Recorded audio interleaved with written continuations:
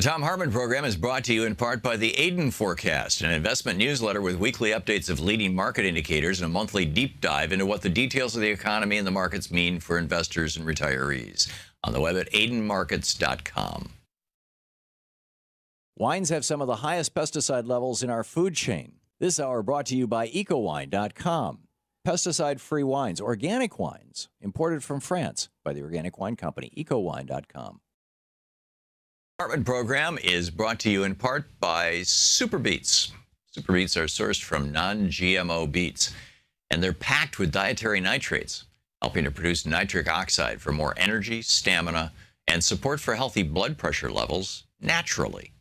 For more information, call 800-223-8242 or visit tomsbeets.com.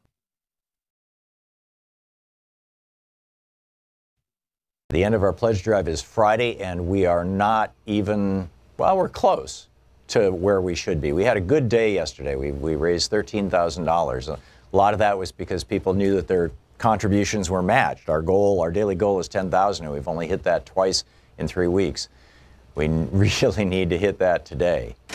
So please now call 877-378-8669 and make your contribution. Free Speech TV needs your help.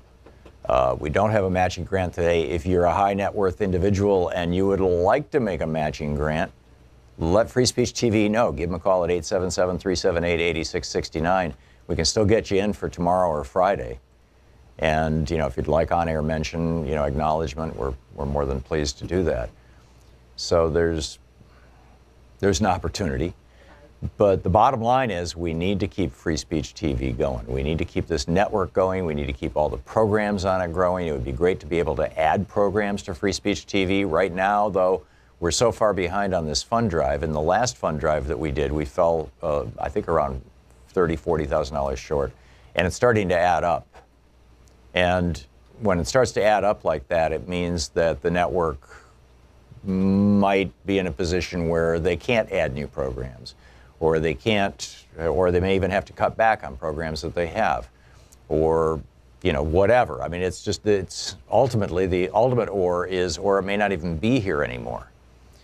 So if you value Free Speech TV, if this network is important to you, if the programs that you watch on Free Speech TV, including this one, are of value to you, and I assume they must be or you wouldn't be watching right now, and you've never contributed to Free Speech TV before, or you have, but it's been a while, please give them a call now.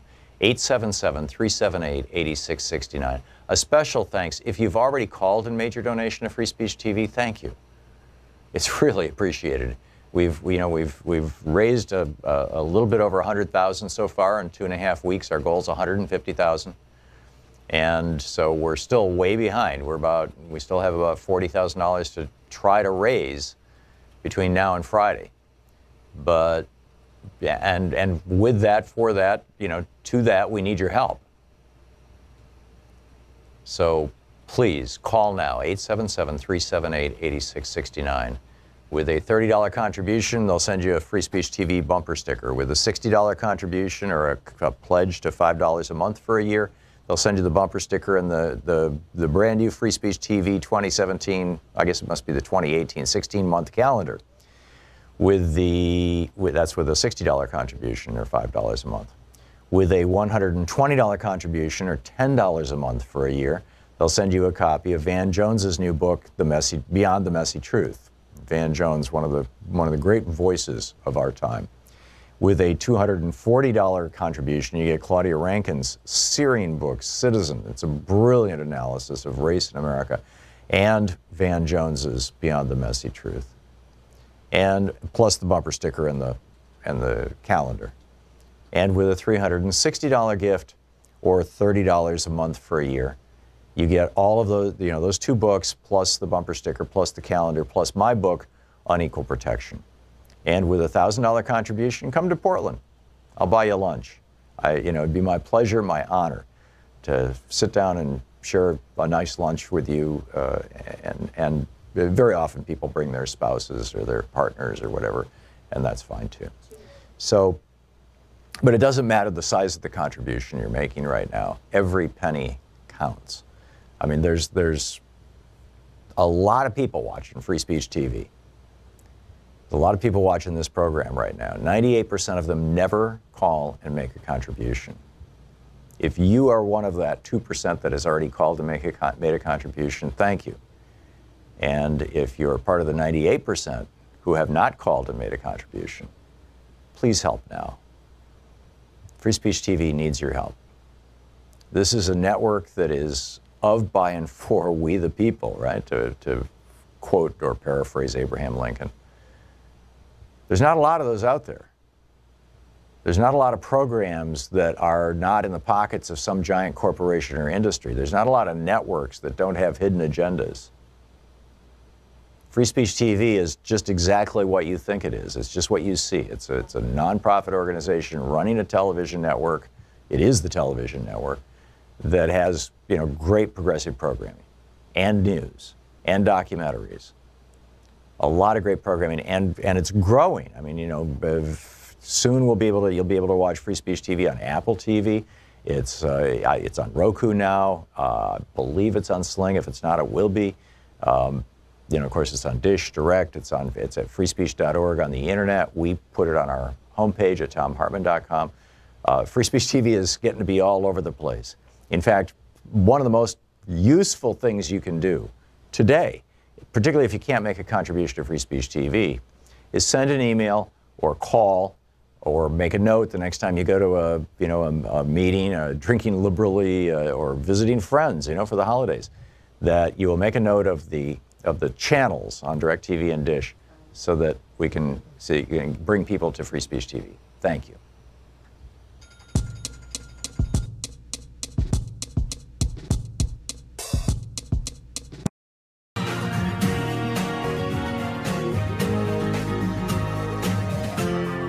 This is the Thom Hartmann Program.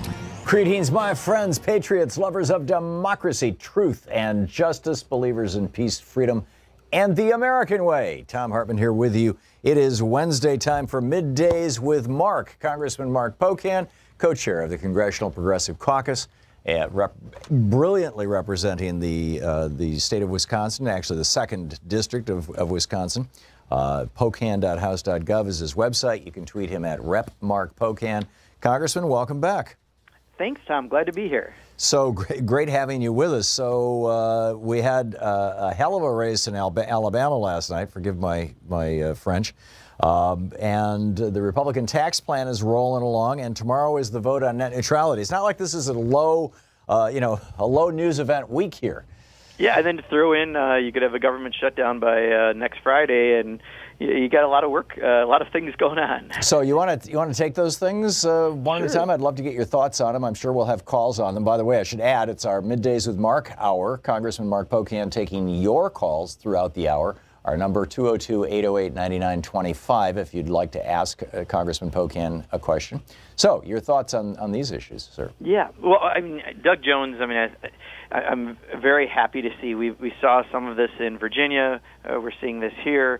The Trump magic is not so magical, and it seems to have some detrimental effects. I mean, granted, Roy Moore was a flawed candidate at many levels, and Doug Jones was a good candidate at many levels. But I think what we saw in turnout in Alabama in Republican areas, it was 15 up to I think 20 points off in some areas because they're just not happy with either Roy Moore or where the Republicans are on the issues they're doing right now. And we saw tremendous turnout on behalf of the Democrats. So people are energized to change what's happening right now in America, and especially African-American vote was as high as turnout was for Barack Obama. So a lot of really good things that came out of there, and I'm very happy that the Senate now, one less vote after the first of the year, that they'll have, that now just you need one or two people on the Republicans in the Senate to not be for their terrible agenda,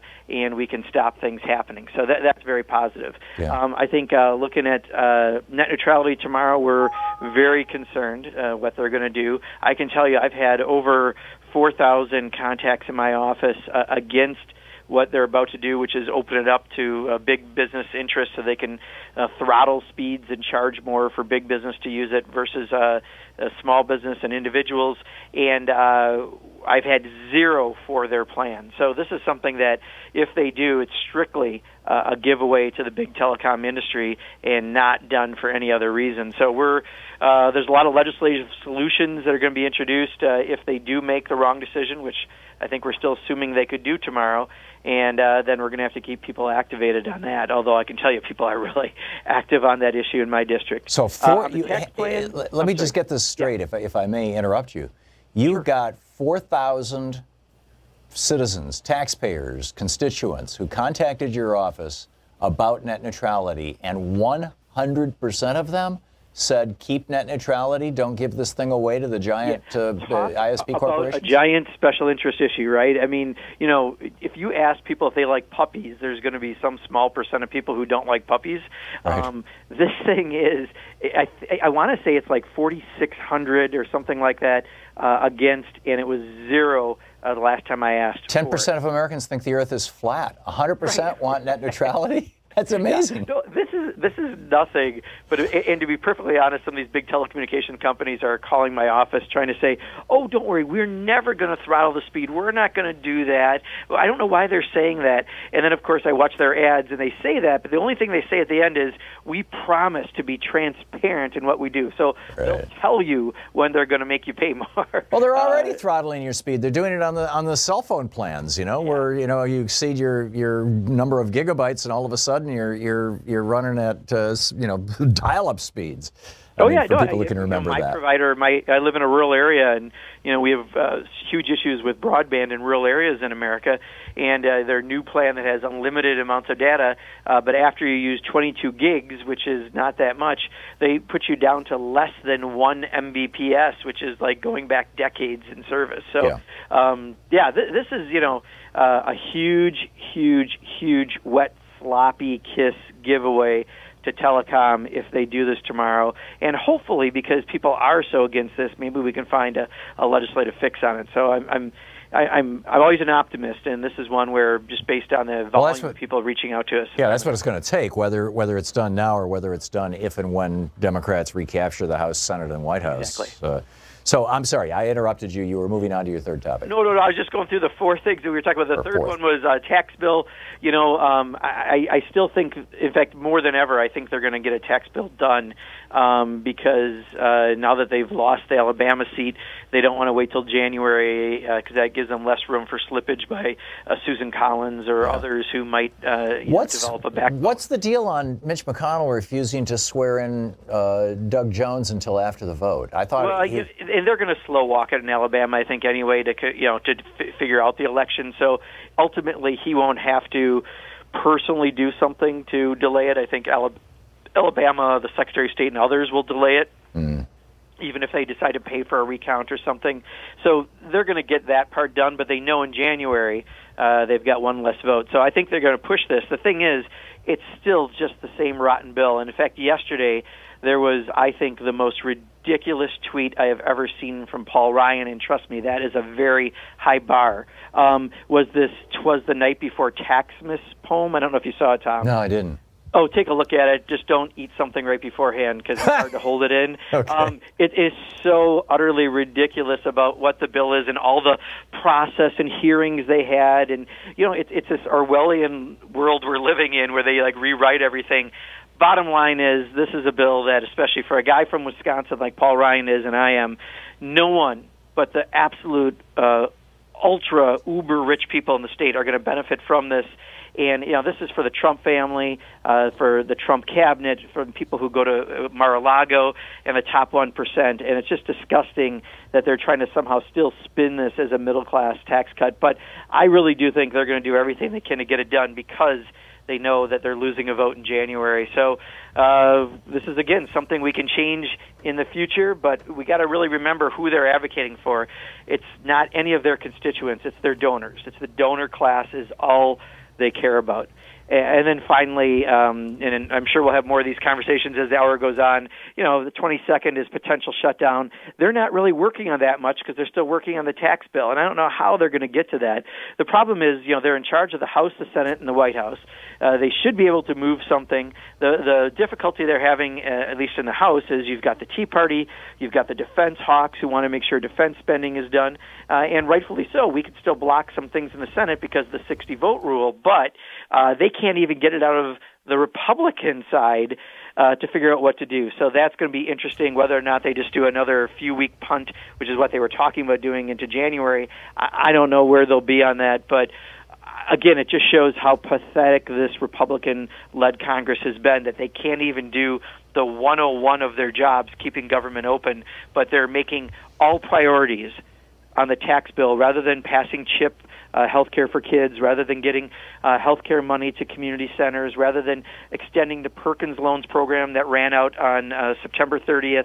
All they care about is taking care of their rich donors and making them even richer, so that they'll get a few crumbs extra for their campaign costs. I have a new meme for this that I'm trying to make go viral. Morbidly rich. We have a problem with the morbidly rich in the United States. Exactly, Tom. You said it perfectly. And that morbidity, is metastasizing. Anyhow, we'll be back with Congressman Mark Pocan taking your calls. Our telephone number 202-808-9925. Give us a shout. Congressman Pocan will be here with us for the hour, taking your calls. More of Congressman Pocan in just a moment. You can reach it, by the way, his website, pocan.house.gov. You can tweet him at Rep, R-E-P, Mark, M-A-R-K, Pocan, P-O-C-A-N. This is the Thom Hartmann Program. Back with your calls for Congressman Pocan right after this.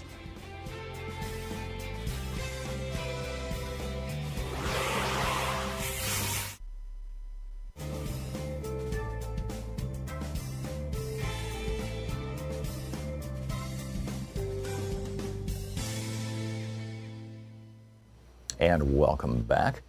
And let's see here. Mary, watching Free Speech TV in Dayton, Ohio. You are on the air with Congressman Pocan. Good afternoon. I'm wondering if there could be more sound bites that are small enough for people like me who stumble over the words net neutrality, because all these things are so important. It's exhausting trying to fight it all. So can you help us out and give us something that we can convey to our representatives? Yeah, Mary, that's a really good point. So often we talk in acronyms and Washingtonese on things. And on this one, I don't know if I have an immediate answer for you, but what I'm going to do is make sure we figure that out, because we need to. But the bottom line is what they're doing is they're going to be taking our free and open Internet and giving it to the telecommunication companies to make more profit and take it away from the public good. I think that's the magic phrase. If they do this tomorrow. I think that's the magic phrase, free and open. It's sort of like fair and balanced, but it hasn't been.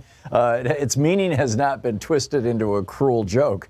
It is a fair and open internet right now, at least in the United States, and they want to turn it into the into the corporate version of the great Chinese firewall. Yeah, and and both you and I, Tom, are small business owners, and I rely on the internet for a lot of how I do business, and yet, Amazon has become such a tremendous force. That immediately they're going to have ways that Amazon will again have even more power in being able to how they advertise products, and because they're in so many areas, they compete with so many local businesses. You're going to continue to see consolidation in these a few big companies, and you're going to see fewer and fewer local companies being able to have access to the internet, which right now in some of the rural parts of my district, you can at least still have a business. You've lost so much manufacturing, but you still have a job because you can do that small business over the internet around the country. You lose that access, and you're really going to hurt rural communities, I think, even more than urban communities. Would it be fair, we have just about a minute to the break here and not enough time to get another caller in.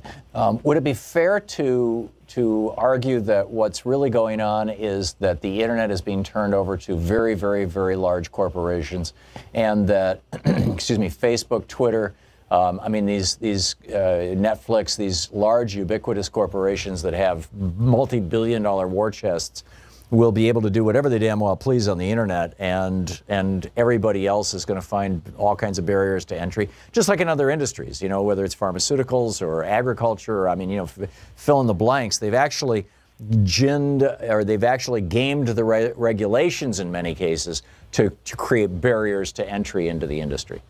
And you're right, and we're finally realizing that antitrust is an issue in this country, and we're finally starting to talk about it, monopolies, and this is going to just make it even worse, just in different industries. Yeah, and that's become, you know, reinforcing the antitrust laws, the Sherman Act, and its I think 7 antecedents.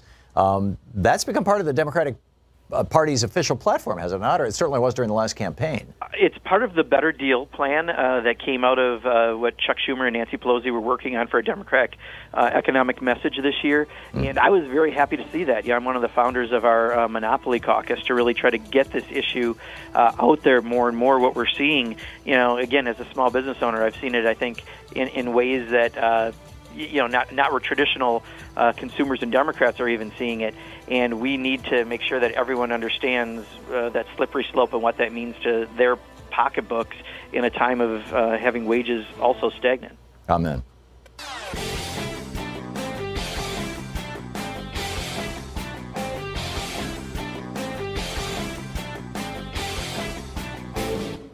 On April 15th, when was the last time you looked? This year's election results have generated fear, sadness, and despair. In the days and months ahead, our democracy may face a crisis of historic proportions. But there is good news. There is good news. There is good news. Thousands of people are stepping forward in solidarity, resistance, and resolve. We join them. We join them. We join them in standing with the most vulnerable communities among us. Those most likely to be targeted by new restrictions and policies. We will tell their stories here. Here on Free Speech TV. We will lift their voices here on Free Speech TV. In the difficult times ahead, know that we will be with you 24 hours a day. Every day. You are not alone. You are not alone. You are not alone. There are millions of us. Raising our voices and hearts together as one. We've got your back. We got your back. Free Speech TV's got your back. The revolution is in progress. Taking your calls, and York in Portland, Oregon, listening on X-Ray FM. You are on the air with Congressman Pocan. Thank you. Hi, Tom. Hi, Congressman. I had a question with respect to the GOP tax heist and the forthcoming cuts to social services that it's going to entail. What options and what are our possibilities in the future for reversing any or all of the provisions? And what are the likelihood of those things actually working, given that we've just given another $1.5 trillion to these already very powerful interest groups and taken it away from the rest of us? Sure, York, great questions. And let me just say one sort of correction. It's even where they're paying for some things, that's $1.5 trillion, at least under the House plan, added to the deficit. It's giving away more than that in tax breaks. I think it's 5 or 6. Yeah. I believe is the actual. It's over 5 at the end of a decade, isn't it? Over $5 trillion will have been transferred from working people to the top 1%. Exactly. The rest is just the amount that they're adding to the deficit that they don't have any plan for. Now, supposedly, I just saw they have a principle in agreement. They have principles. They're still working out how to pay for it, they're saying. I still think they're going to leave that giant hole in the deficit. And we've been afraid, of course, that means, and we saw Marco Rubio and others say it's going to be Social Security, Medicare, Medicaid. The good news, one of the really important things, Tom, about Doug Jones winning last night is now they have less of a margin for error to do these things next year. So when Doug Jones is sworn in, all we need then is 1 or 2 Republicans to not go along with their agenda, whether they're afraid for their own hides because of their election or because they actually have a bit of a conscience left. And then we can stop them from doing some of those things. So that election was really important for many reasons last night. The other thing that York asked was, can we change this? And I think yes. Democrats take over the House and the Senate, and it'll probably take us having to take over the White House as well. But we can absolutely do that. And looking at the economic messages out of Chuck Schumer and Nancy Pelosi right now, out of our leadership, I think there's a real commitment to do the right thing. Brian in Spokane, Washington, listening on KYRS. You are on the air with Congressman Mark Pocan. Good morning. Can you hear me there? Good morning, Brian. We can both hear you just fine. All right. Congressman, I was able to talk to you here this summer, and I had asked you if you were aware of who had requested the special meeting before your first day of business for the new Congress in January, the special meeting to do away with the House Ethics Morals Committee. Mm-hmm. Did you ever cross paths with any information on that? Well, I'm not sure if I fully understand it. They took that up on their conference the night before we were sworn in. That was one of the rule changes that they agreed to, they voted on raising, and then when everyone got upset over the next 24 hours, they decided not to put it on the floor. And when you say they, do you have a name for they?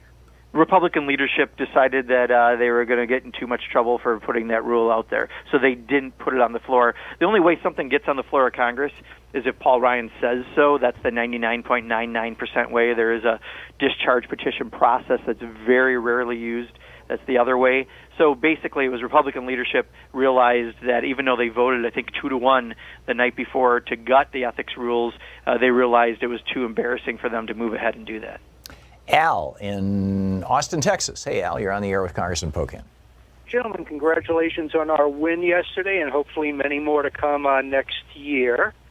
I have a question regarding Mulvaney and the freeze on several $billion with the Consumer Financial Protection Bureau. Can you elaborate on what that multi-billion-dollar freeze is, what that money was for? You know, I honestly, Al, I couldn't tell you specifically what's for. I think it's just the general operations of their department. So this is that fight where, you know, in the law as passed, the decision was not coming from the president to pick a new person. That's why they put a new person in place when Cordry left. But then President Trump is essentially trying to exert more power than he has by when he put Mulvaney there. And there's going to be lawsuits and other things that'll slow down that process. But, you know, the Republicans have been hell-bent on getting rid of that agency. It's done so much good already for consumers in protecting them and saving them money. They just want to go back to the bad old days of how Wall Street operated, and they're going to try to do it in any way possible, regardless of how legal or illegal their power grab is. So it's going to be something that we're going to have to wait and see how the legal side of this continues to proceed. But this is their attempt to try to end that agency's work on behalf of consumers. Yeah, Congressman, we have just 30 seconds to the break.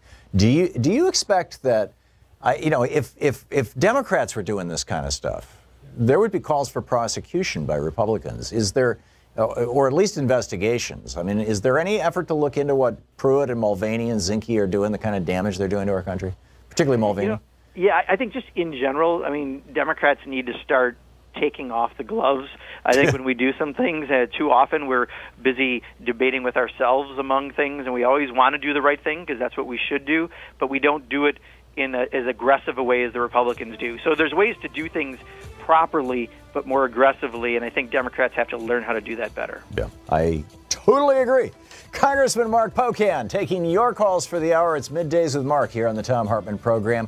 We'll be back with more of your calls for Congressman Pocan after this. It's going to be a fascinating day. Tom Perez, from the head of the DNC, is going to be with us at the top of the next hour as well. So, and Craig Aaron from Free Press in our third hour. You're listening to the Thom Hartmann Program. Call 202-808-9925.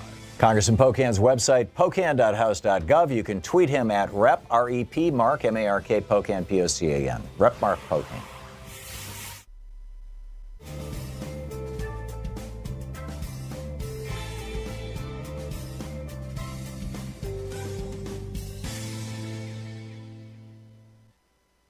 The end of our pledge drive is Friday, and we are not even, well, we're close to where we should be. We had a good day yesterday. We raised $13,000. A lot of that was because people knew that their contributions were matched. Our daily goal is $10,000, and we've only hit that twice in 3 weeks. We really need to hit that today. So please now call 877-378-8669 and make your contribution. Free Speech TV needs your help. We don't have a matching grant today. If you're a high net worth individual and you would like to make a matching grant, let Free Speech TV know. Give them a call at 877-378-8669. We can still get you in for tomorrow or Friday. And, if you'd like on-air mention, acknowledgement, we're more than pleased to do that. So there's an opportunity. But the bottom line is we need to keep Free Speech TV going. We need to keep this network going. We need to keep all the programs on it growing. It would be great to be able to add programs to Free Speech TV. Right now, though, we're so far behind on this fund drive. In the last fund drive that we did, we fell, I think, around $30,000, $40,000 short. And it's starting to add up. And when it starts to add up like that, it means that the network might be in a position where they can't add new programs, or they can't, or they may even have to cut back on programs that they have, or whatever. I mean, it's ultimately the ultimate or it may not even be here anymore. So if you value Free Speech TV, if this network is important to you, if the programs that you watch on Free Speech TV, including this one, are of value to you, and I assume they must be or you wouldn't be watching right now, and you've never contributed to Free Speech TV before, or you have, but it's been a while, please give them a call now. 877-378-8669. A special thanks. If you've already called and made your donation to Free Speech TV, thank you. It's really appreciated. We've raised a little bit over 100,000 so far in 2.5 weeks. Our goal is 150,000. And so we're still way behind. We still have about $40,000 to try to raise between now and Friday. But yeah, and with that, for that, to that, we need your help. So please call now, 877-378-8669.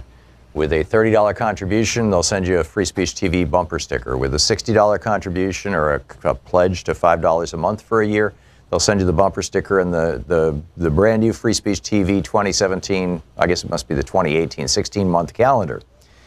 That's with a $60 contribution or $5 a month. With a $120 contribution or $10 a month for a year, they'll send you a copy of Van Jones's new book, Beyond the Messy Truth.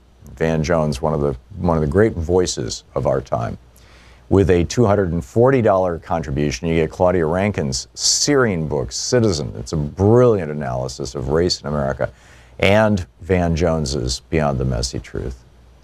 And plus the bumper sticker and the calendar. And with a $360 gift or $30 a month for a year, you get all of those two books plus the bumper sticker plus the calendar plus my book on equal protection. And with a $1,000 contribution, come to Portland. I'll buy you lunch. It'd be my pleasure, my honor to sit down and share a nice lunch with you. And very often people bring their spouses or their partners or whatever, and that's fine too. So, but it doesn't matter the size of the contribution you're making right now. Every penny counts. I mean, there's a lot of people watching Free Speech TV. A lot of people watching this program right now. 98% of them never call and make a contribution. If you are one of that 2% that has already called and made a contribution, thank you. And if you're part of the 98% who have not called and made a contribution, please help now. Free Speech TV needs your help. This is a network that is of, by, and for we the people, right? To quote or paraphrase Abraham Lincoln. There's not a lot of those out there. There's not a lot of programs that are not in the pockets of some giant corporation or industry. There's not a lot of networks that don't have hidden agendas. Free Speech TV is just exactly what you think it is. It's just what you see. It's a nonprofit organization running a television network. It is the television network that has, great progressive programming and news and documentaries. A lot of great programming, and it's growing. I mean, soon you'll be able to watch Free Speech TV on Apple TV. It's on Roku now. I believe it's on Sling. If it's not, it will be. Of course, it's on Dish Direct. It's at freespeech.org on the internet. We put it on our homepage at thomhartmann.com. Free Speech TV is getting to be all over the place. In fact, one of the most useful things you can do today, particularly if you can't make a contribution to Free Speech TV, is send an email or call or make a note the next time you go to a meeting, drinking liberally, or visiting friends, for the holidays, that you will make a note of the channels on DirecTV and Dish, so that we can bring people to Free Speech TV. Thank you.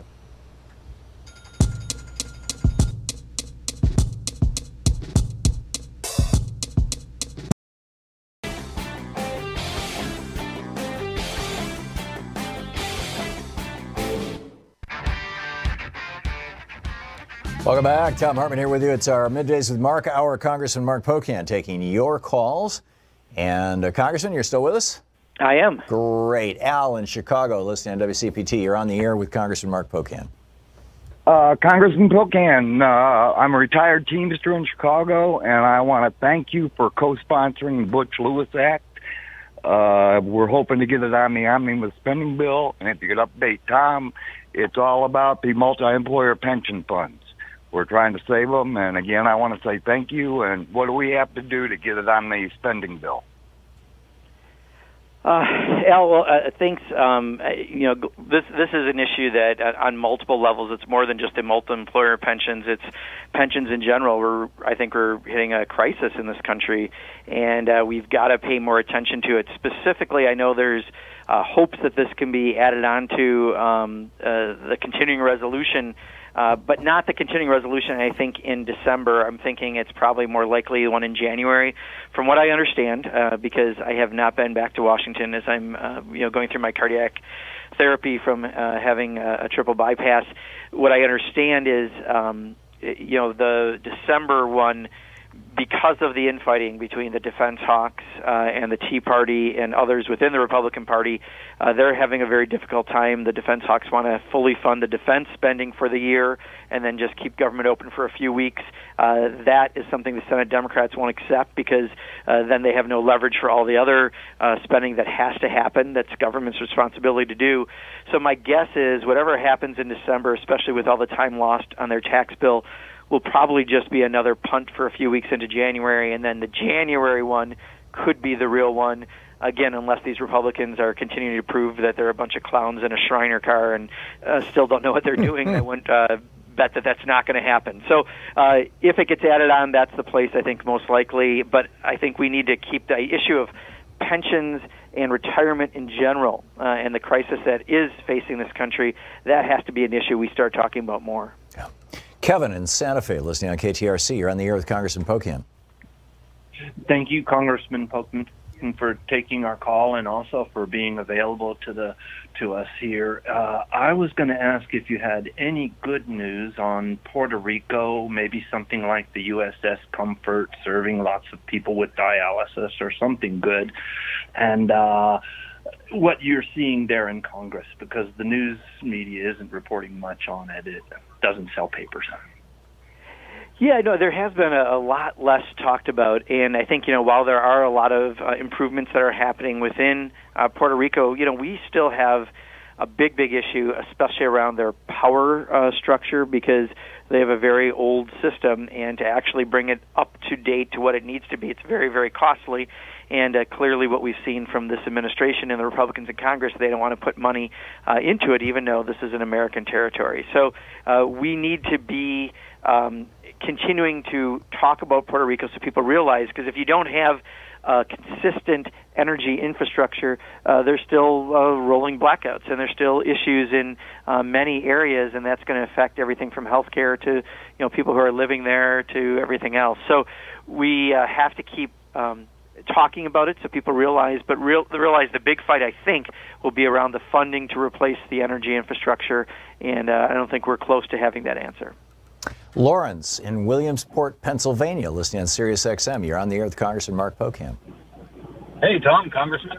Hey, Lawrence. I just wanted to try a little thought experiment concerning the tax reform bill. If we had a constitutional amendment passed that barred all private political contributions to campaigns, strictly all political campaigns from dog catcher to president had to be publicly financed from a pool of funds, would this so-called tax reform bill have even been introduced?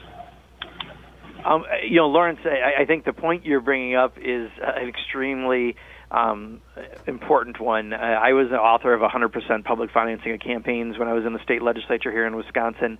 There is no question you wouldn't have a tax bill looking like it looks like if it wasn't for the funding of campaigns.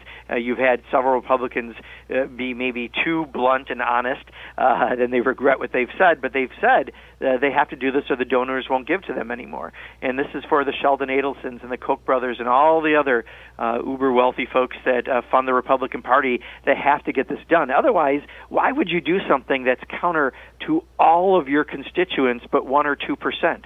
You wouldn't pass a bill like that. And yet that's exactly what they're doing. So the sole reason that they're doing this is because they have to keep their donors happy, to keep themselves in power to do what they're doing. And then the second, of course, part of this is then they're going to go after all those programs that we've paid into all of our life, like Social Security and Medicare. And that's how somehow we're going to fix the hole they're putting into the deficit. So you're right on, Lawrence, on what you're saying, as this is all done because of our campaign finance system. And the problem is we have a hard time making that a number one or even number two issue for people to really keep focused on at election time. Yeah. Tony in Huntsville, Alabama. You're on the air with Congressman Pocan. How you doing, Tom? Good. You're on with Congressman Pocan. How you doing, Congressman? Hey, very good, Tony. Hey, look, man, I'm so proud of Alabama and Huntsville. You know, when you looked at the map, we were the only blue section. Madison County, turned it all blue. It's beautiful. I was wondering, now that we've proven that we can flip a ruby red state, I was wondering what the plans were for the gentleman that's going against Paul Ryan. Is the Democrats really taking that serious and really putting money behind him? Because if we can flip Alabama, we can flip anything. Yeah, the Democratic primary hasn't been finished in Wisconsin, has it yet, Congressman? No, but I'll be very blunt. I mean, for all practical purposes, it is. I mean, Randy Bryce is running an extraordinary campaign. I don't think I've ever seen a campaign lift off with this much power and this much strength and this much potential to beat the sitting incumbent. So I think many of us are focused on Randy Bryce. There is at least one other person in a primary, but it's like night and day. Let's just put it that way. Tony, I just retweeted something this morning where someone put this very statement out. If we can win in Alabama, certainly Randy Bryce can beat Paul Ryan. And I think what you're saying is exactly true. I see the DCCC is taking this very, very seriously. They put it at the top of their target lists that they have. So, yes, the so-called Democratic establishment is taking this race seriously, but more important, people in Wisconsin, in the district, are taking it seriously.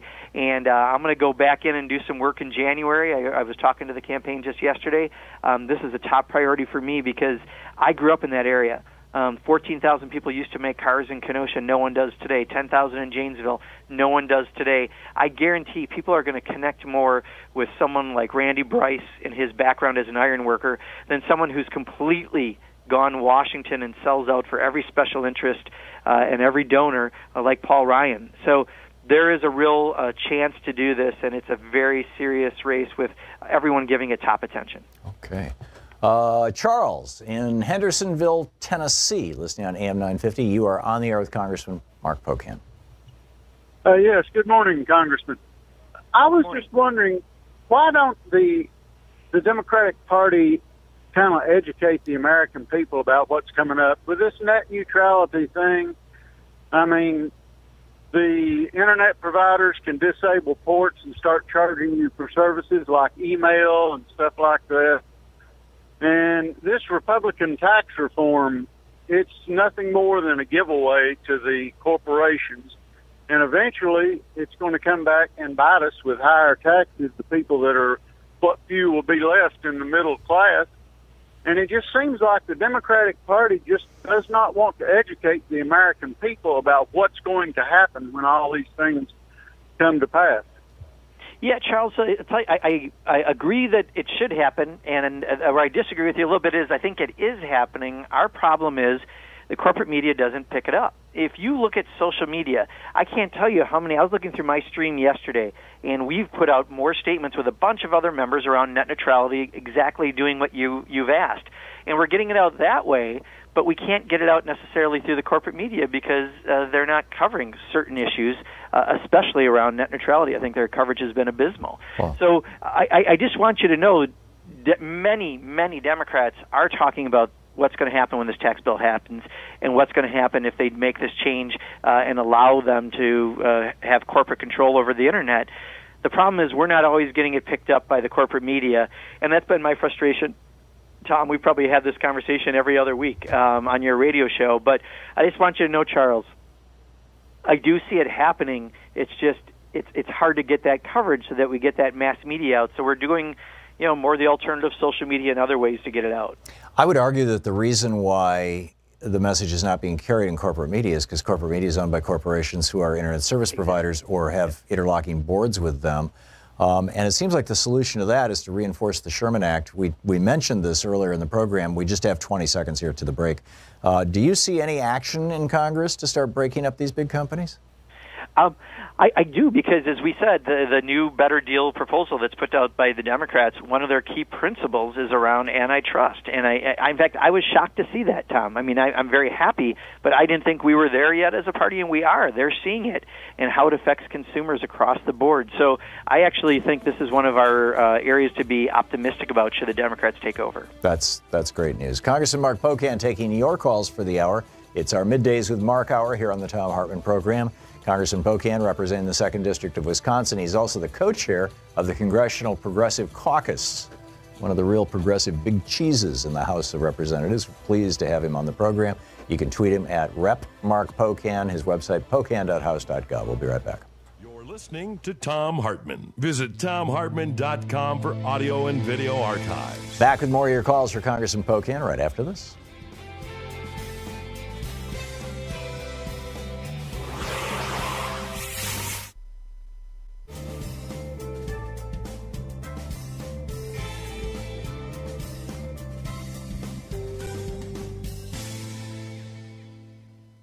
And welcome back. David, watching Free Speech TV in Boonville, New York. You're on the air with Congressman Pocan. David? David! Okay, let's try Tom in Winfield, Alabama. You're watching Free Speech TV. You're on the air with Congressman Pocan. Hey guys. Hi, Congressman. Hi, Tom. Hey, Tom.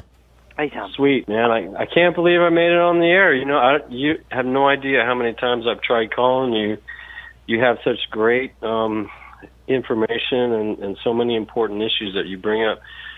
But now I'm talking about that victory in Alabama. I mean, wow. It's I've been supporting Jones and helping out with the campaign and signed petitions and went to a couple rallies and did these phone banking and what do you call it? The ride share, coordinating people. That's great. Rides to get to their polling station. Good on you, Tom. What's your question for the congressman?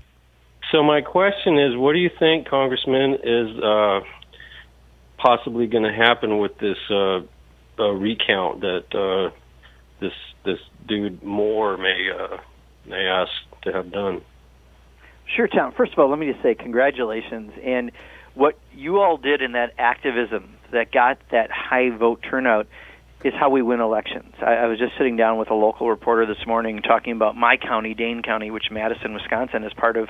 We have 80% turnout in some wards because we've really got this down. And because of it, we're able to give a Democrat running statewide a 100 to 150,000 vote boost coming out of our county because of the activism we're doing. So the fact that you're showing when you can win in Alabama, we can do this across the country if we get people active. So I just want to say thank you. Specifically, I think the recall was more Roy Moore's just kind of classless way of not conceding when he should concede, because I think the end result was about 1.5 points. It has to be less than 0.5 percentage point to have a free one. They may even pay for one, I wouldn't doubt, if they think it stalls the process, because they're going to try to make sure that Doug Jones is not appointed until January. So I'm not too concerned given the amount of votes that are there. I know Roy Moore tried to claim military ballots and other things, but I think that was more just in his defiance last night. He didn't want to accept reality. Yeah, it certainly seems that way. Let's see, we have 50 seconds. Not enough time to bring a caller in. Did you want to enlarge on that? Well, you know what I'd enlarge on is just, I really do think what we see is when we give people a reason to get out, either whether it be a good candidate, the right issues, and we really show people how to do that people-to-people contact. It's not about spending a ton of money on TV so that some consultant's going to make 15% on the side of that. It's about putting money into field and getting people out talking to voters one-on-one and having those conversations from their neighbors and peers is how we win elections. And I hope that we take that lesson to everything we do in 2018. Yeah, but the other reality is that we're not always going to be facing, a Roy Moore kind of candidate. I mean, he was so badly flawed. But we can still show the activism. I mean, here, no matter what race it is, we have people who are knocking on doors, getting people out, and like I said before, because of it, 80% turnout. We get in wards on a pretty regular basis here in Madison specifically. We've got to do that everywhere. Yeah, amen. Congressman Mark Pocan taking your calls for the hour. We'll be back with more of your calls for the Congressman right after this.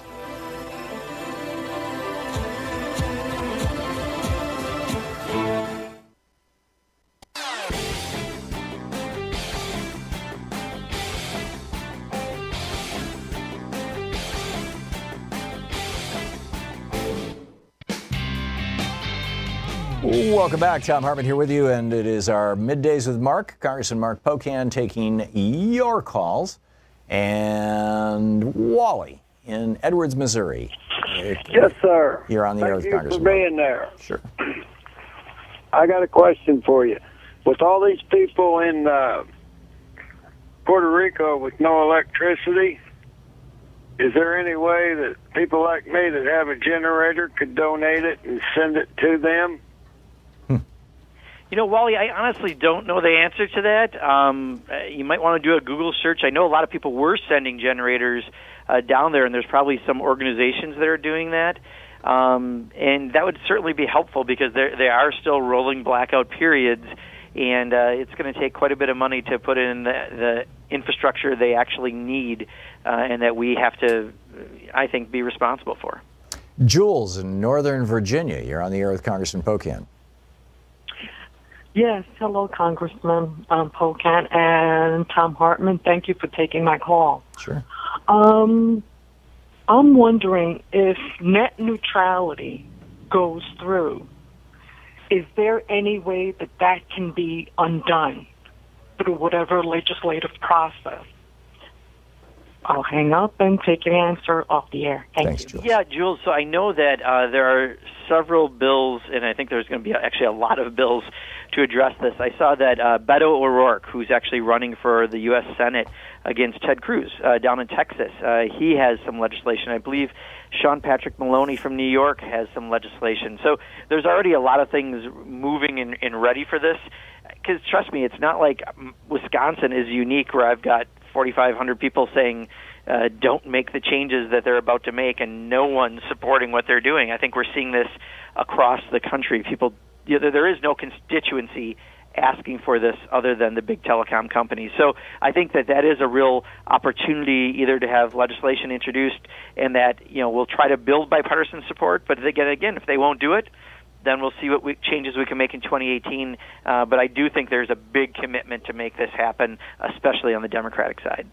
JC in San Francisco, you're on the air with Congressman Pocan. Good morning, Congressman. I have a suggestion per your comment earlier about taking the gloves off. And it's a simple suggestion, and it's nothing novel or new.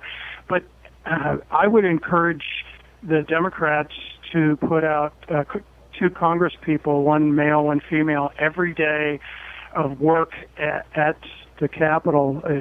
And discuss, set a time, 4 o'clock in the afternoon, whatever, set a time and do that every day and discuss what the issues that you've been working on that day and what's coming up and what your hopes are.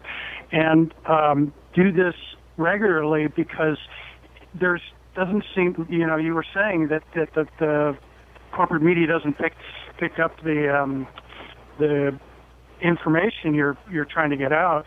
But if you did this every day and you start to bite into some of the news cycle that Trump so masterfully manages, that we would have a unifying message, and use the people that haven't been there as long, so they can get themselves familiarized with the country and their constituents, and do that every day. Okay, and, let's hear what the congressman has to say, JC. Yeah, let's hear what Congressman Pocan has to say. Aren't you guys holding press conferences? I get announcements pretty much every day from various Democratic members of Congress saying that they're holding events and things. It's just that the press never shows up, it seems. But I think to JC's point, Tom, I think we can be far more aggressive in how we still can get our information out. I do regular Facebook live town halls where people can just ask open-ended questions and we can put information out. Those are extremely popular. I've argued, and I've been one of the leaders of the Adopt a District movement, where we go into Republican districts and let people know what their representatives are up to. That's kind of taking the gloves off. It's not usually done, but you know what? It's so appreciated, and the local media covers it, because here you are, a member of Congress going into another district, but we can have a real conversation and make people have to be accountable. We need to do more of that, and I think if we do that, we can kind of get around that corporate media and pick up the local media and the social media and let people know what their representatives aren't doing for them on their behalf. So I think, JC's right. We just have to be more creative and think outside the box and be willing, again, to take those gloves off. Brenda in Coopers Cove, Texas. You're on the air with Congressman Pocan. Oh, it's Brenda from Coppers Cove, Texas. Mm-hmm. And I have a question. I don't know what legal ease this would be, but how is this corrupt tax bill not donors blackmailing congressmen to do that, and just how is it not more corporate welfare? Or bribing. I'll take your answer off the air, but please, all listeners, donate. Thank you, Brenda. Brenda, you're right. Chris Collins from New York was one of the more blunt people, said, we've got to do this or our donors told us they're going to cut us off. We've had other Republicans in the Senate, I think Lindsey Graham and I forget another member, who've basically said the exact same thing. It doesn't take rocket science to look. Why would you do a complete change of the tax code that doesn't benefit your constituents, which is what your job is? And instead they're just enriching the top 1% and 2%. It's because that's where their money comes from, and that's how they get elected. Look, we have the people and the ideas. They generally have had the money, and they've been pretty successful just using that, even though we've had the people and the ideas. I think we're at a good turning point right now, thanks to their overreach, that people are starting to understand that they have to be backing more Democrats if they want to watch out for themselves and their pocketbooks. And this tax plan is just, I think, one of the best, most visual ways of what they're really up to. Yeah, and it's not just a giant tax cut for billionaires and a tax increase on working people. It's also social engineering. Well, and 13 million people are going to lose health insurance. That's what I mean. It's I think that's one of the things that we should really be stressing even more. Once they have this final plan, we need to make sure everyone understands what's happening to them on behalf of the Republicans. Amen. Congressman Pocan, thanks so much for being with us today.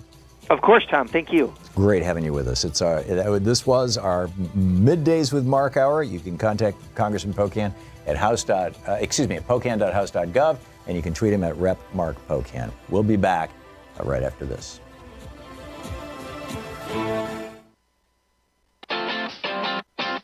You're listening to Thom Hartmann.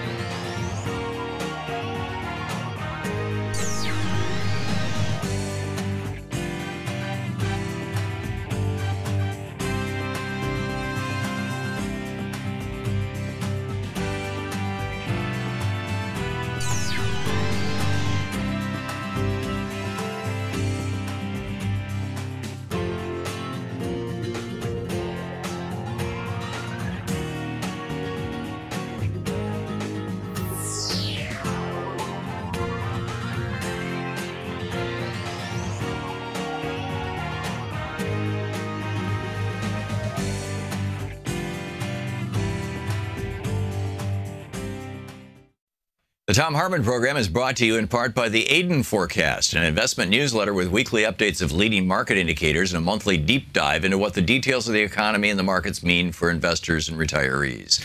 On the web at aidenmarkets.com. Wines have some of the highest pesticide levels in our food chain. This hour brought to you by ecowine.com. Pesticide-free wines, organic wines, imported from France by the Organic Wine Company, ecowine.com. Hartmann Program is brought to you in part by Super Beets. Super Beets are sourced from non-GMO beets, and they're packed with dietary nitrates, helping to produce nitric oxide for more energy, stamina, and support for healthy blood pressure levels naturally. For more information, call 800-223-8242 or visit tomsbeets.com.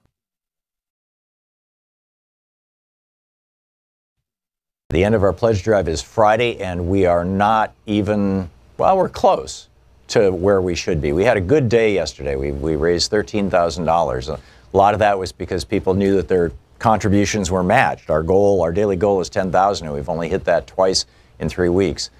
We really need to hit that today. So please now call 877-378-8669 and make your contribution. Free Speech TV needs your help. We don't have a matching grant today. If you're a high net worth individual and you would like to make a matching grant, let Free Speech TV know. Give them a call at 877-378-8669. We can still get you in for tomorrow or Friday. And, if you'd like on-air mention, acknowledgement, we're more than pleased to do that. So there's an opportunity. But the bottom line is we need to keep Free Speech TV going. We need to keep this network going. We need to keep all the programs on it growing. It would be great to be able to add programs to Free Speech TV. Right now, though, we're so far behind on this fund drive. In the last fund drive that we did, we fell, I think, around $30,000, $40,000 short. And it's starting to add up. And when it starts to add up like that, it means that the network might be in a position where they can't add new programs. Or they can't, or they may even have to cut back on programs that they have, or, whatever. I mean, it's ultimately the ultimate or it may not even be here anymore. So if you value Free Speech TV, if this network is important to you, if the programs that you watch on Free Speech TV, including this one, are of value to you, and I assume they must be or you wouldn't be watching right now, and you've never contributed to Free Speech TV before, or you have, but it's been a while, please give them a call now. 877-378-8669. A special thanks. If you've already called and made your donation to Free Speech TV, thank you. It's really appreciated. We've raised a little bit over $100,000 so far in 2.5 weeks. Our goal is $150,000.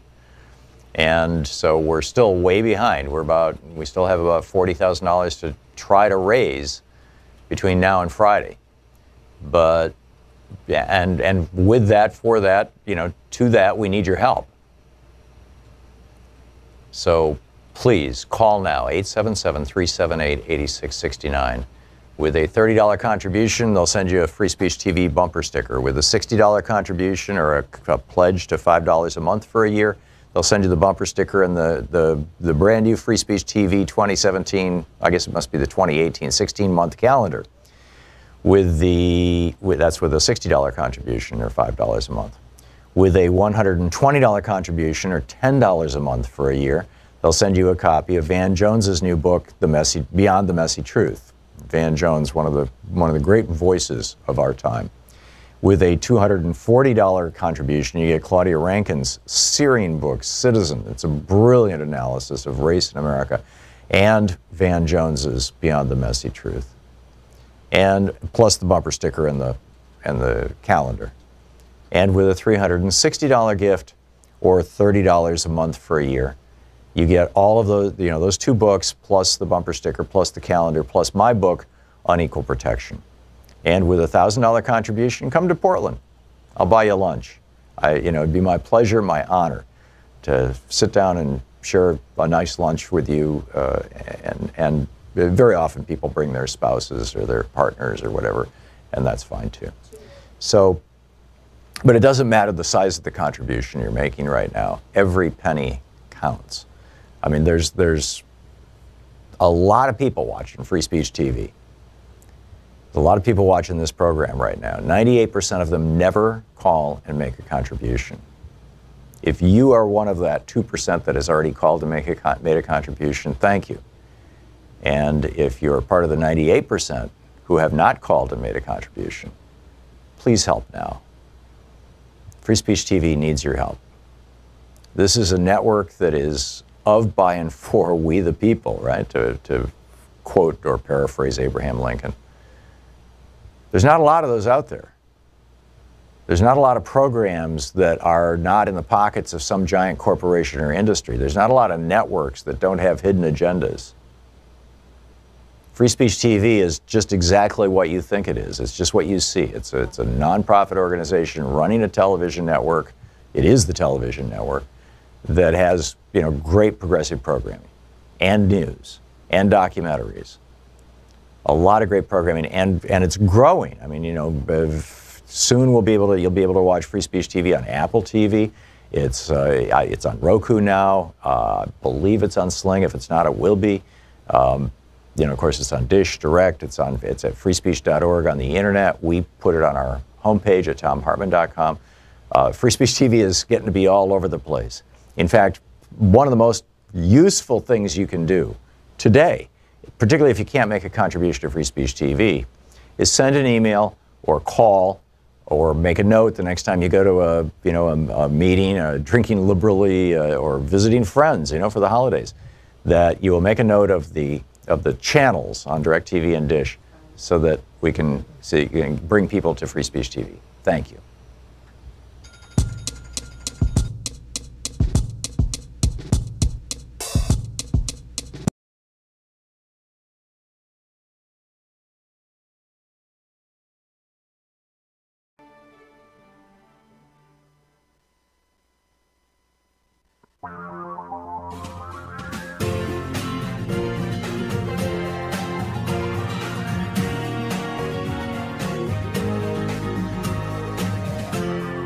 This is the Thom Hartmann Program. Back. Thom Hartmann here with you, and Tom Perez is on the line with us. He is the chair of the Democratic National Committee, the DNC, former U.S. Secretary of Labor. The DNC's website, democrats.org. You can tweet him at Tom Perez, P-E-R-E-Z. Secretary Perez, welcome back. Tom, it's great to be with you and your listeners. Always a pleasure. Or I don't know. Should I call you Chairman Perez? I'm not sure which is the. Tom is the quickest. Tom, okay. And easiest, okay? Because you know the name Tom, so the two Toms can talk. So congratulations. You guys kicked ass in Alabama last night. It is an impressive victory, and I think the most impressive part of it is I know that the Democratic Party, from what I've been reading around the edges, that the Democratic Party played a role in this race, and yet there was such a kind of pseudo-xenophobia. I don't know how what the word is on a state-by-state basis, but down in Alabama, the whole idea of people from out of state coming in was not all that welcome, notwithstanding Steve Bannon coming in from Harvard and Goldman Sachs and whatnot. But you guys did a great job, and you did it largely under the radar. Well, it was a key to be under the radar. I've known Doug for 20 years, and I've tried a lot of cases in Alabama as a civil rights lawyer. And the first thing the defense attorneys did when I'd come in is say, that guy from Washington's trying to tell you what to do. Yeah. So I was acutely aware of the need to, number one, fly below the radar screen, respect and understand and work with not only Doug's team, but local faith leaders, local elected officials, people on the ground who really knew their communities well. And we were below the radar screen, and make no mistake about it, we were very, very active below the radar screen, and we were engaged before the Republican primary was over because we knew that we didn't have a day to waste. And I started speaking to Doug early in 2017 because he's the real deal. For your listeners, this guy is what you see. He is someone whose North Star is just helping people. It's making sure that you improve people's lives. He's the son of a steelworker. He's someone who believes that we should be working to make sure that everyone in every zip code can feed their family and work in a job with dignity and get health care. And he believes that we must make sure our criminal justice system is fair. And his work in civil rights is unparalleled. And so I was excited. We invested almost $1 million, and virtually all of it went into African American outreach and millennial outreach. And it's amazing. Doug Jones outperformed Barack Obama. Yeah, That's a I saw remarkable that. statistic. I never would have thought that you'd have a higher percentage of voters that were able to turn out for Doug Jones versus Barack Obama. We dreamed of that, but that was that was the reality, and he did it. And African American women, once again, the pillar of the Democratic Party, came through. 98%. 98% of African American women, 93% of African American men. We were hoping that maybe 28% of the electorate would be African American. That we thought would give us a shot, and we ended up at 30%. And I'm sorry. Well, if I may, on the other side of it, 72% of white men voted for Roy Moore, 63% of white women. This, whereas 93 and 98% of black men and women, respectively, voted for Doug Jones. This is a racial bifurcation in Alabama. I realize that sort of thing is probably more pronounced in the old Confederate states. But what does that tell us about the state of American politics, and how does the Democratic Party strategize around that in the context of trying to build a more multi-ethnic, multiracial, nation, as opposed to a more polarized one? Well, Doug actually won women by 16%, and he did spectacularly among millennials. He won by about 20 points. And I think the distinctions you see among women, there's obviously African American women of color, were virtually all for Doug Jones. Right. White women with more than a high school degree, Doug Jones did very, very well with. And white women with a high school degree or less, he didn't do so well with. But when you add it all up, it got him across the finish line. Yeah. And what was very impressive, Tom, is not only the African American turnout, but the fact that he was able to compete in those other counties. The key to success in Alabama for any Democrat seeking to prevail is obviously you've got to run up the score in your base areas, which is basically Birmingham and Huntsville and Mobile and Montgomery, and then the so-called Black Belt, which is named after the soil in that area. But then there's 67 counties in Alabama, and you've got to at least hold your own in those other counties. And Doug was able to not only hold his own, he actually flipped 10 of the 67 counties from red to blue. And let me give you one example, because it really shows you how Democrats can win anywhere as long as we organize. There's one small county, Lee County, and if your listeners are wondering, yes, it is named after Robert E. And Donald Trump won that county by 24 points a year ago. Doug won it by 17 points. Whoa! A 41-point swing. No Democratic presidential candidate has won more than 45% of the vote in that county since the signing of the Civil Rights Act. I'm talking about the 60s. Wow. So Doug, we helped him in this. Again, we were organizing everywhere. We were on college campuses. We were, we had a church program because we knew that we needed to work with faith communities to get out the vote, and we needed to go into these counties where, frankly, Democrats got clobbered in the past, and tell what we stand for. And the thing about it is, Alabamians, they want access to health care, not just in the blue counties, but they understand that if they have a loved one struggling with opioid addiction, the Republican plan to take their health care away is going to be really destructive. That's how we won Virginia. We talked about the issues, and the number one issue in Virginia was health care. Yeah. So when we lead with our values, and when we organize and organize early and organize everywhere, and when we did what Doug did in Alabama, and this wasn't about right versus left. This was about right versus wrong. Doug's been fighting for all the right things throughout his career, And the notion that Roy Moore, who all he wanted to do was fight the culture wars. Doug wants to fight for good jobs and health care and all those things, the kitchen table issues. Voters saw that, and that's how he was able to succeed. And we've seen this elsewhere across the country. We've been able to win special elections in Oklahoma and Iowa and other places that were beat red country for Donald Trump. And that's what gives me optimism, Tom. And the new DNC, as I told you in one of our prior get-togethers, we're organizing everywhere. And I couldn't say that we're going to have every zip code count strategy and then not invest heavily in Alabama. That's why I was proud to do it. This one, quite frankly, was a bit personal for me because I just know Doug. I know what a man of character he is and what a spectacular senator he will be, and that's why we fought for it. And that's what the new DNC is doing. Sometimes we're conspicuous, and sometimes we're less conspicuous, and it's all about what the situation calls for. But everywhere we're going to be active. Yeah, it is, and Larry Cohen was on a couple days ago telling us about the new Unity Commission that he's a member of, and the recommendations coming back. I'm very encouraged about the future of the DNC, and this is just a marvelous and positive thing. Tom Perez, the chair of the Democratic Party and former U.S. Secretary of Labor. Tom. Thank you Great so to be much. With you. And Larry Cohen is a gem, by the way. Yeah. One of the best trade unionists in the country and a remarkably wonderful leader at the DNC. I agree. Spectacular work. He is, and a dear friend.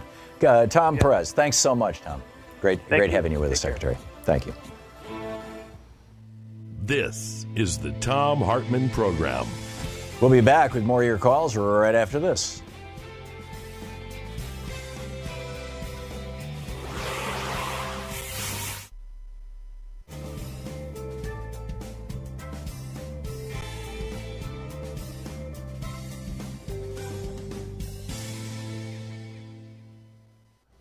And welcome back.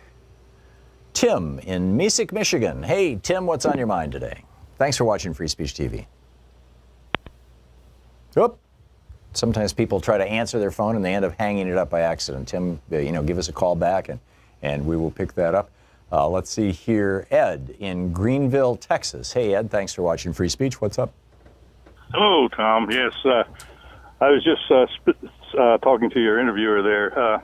I'm an ex-jock, so I guess maybe I don't know if this is apropos or not, but I was just thinking this tax bill that, or tax scam that they're proposing, the deal about the graduate students having to start paying taxes on their tuition. It seems to me that, and I'm speaking, like I say, from an ex-jock, it seems to me that football scholarships would fall into this same purview. Maybe if enough folks, especially those Alabama football fans, might get a little upset if they all of a sudden couldn't recruit anybody. Yeah, I think that I suspect not. I think you're making a really good point, Ed, and it's a really great leap of logic. And in a logical, rational world, I think you'd be absolutely right. But I think by calling the athletic scholarships, just like academic scholarships, nobody's talking about adding a tax bill to people who have academic scholarships. Basically, what graduate students do is they work, they teach principally, in exchange for free tuition. While they're working on their master's degree, they're teaching undergrads, college freshmen and sophomores and whatnot.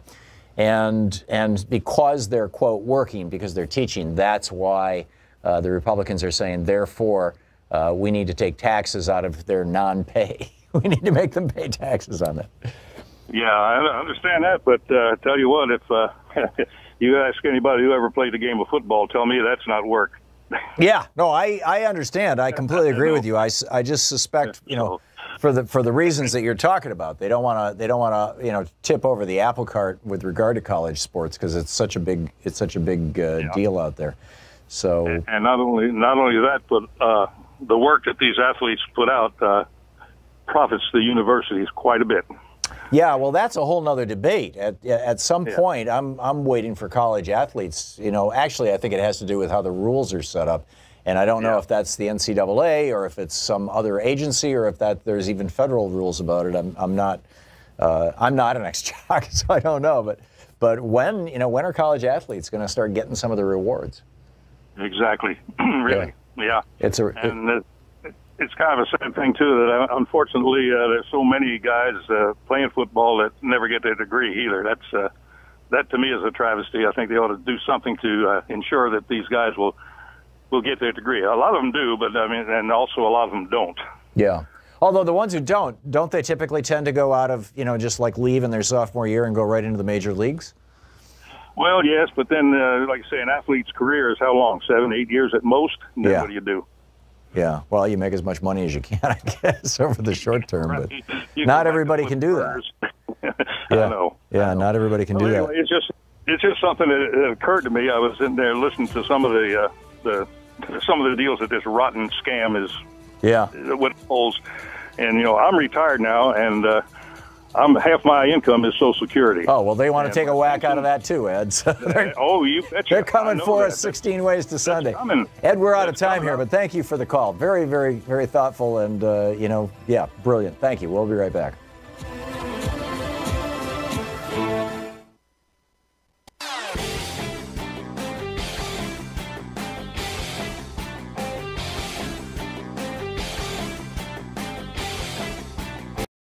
Hi, I'm Heather with Free Speech TV. Your support, whether through giving of donations, volunteering, or even spreading the word, has made it possible for the only independent progressive news network to sustain for more than 20 years. Now, you can give to Free Speech TV through the Branch of Gratitude. This program is a sustainable way to give that reduces waste through paper mailing, postage, and staff hours. By choosing to participate in the Branch of Gratitude, you are joining hands with the socially conscious community and sending a message to the world that Free Speech TV is not only here to stay, it is here to thrive. Please call 877-378-8669 or go online to freespeech.org. Make a difference and join the Branch of Gratitude today.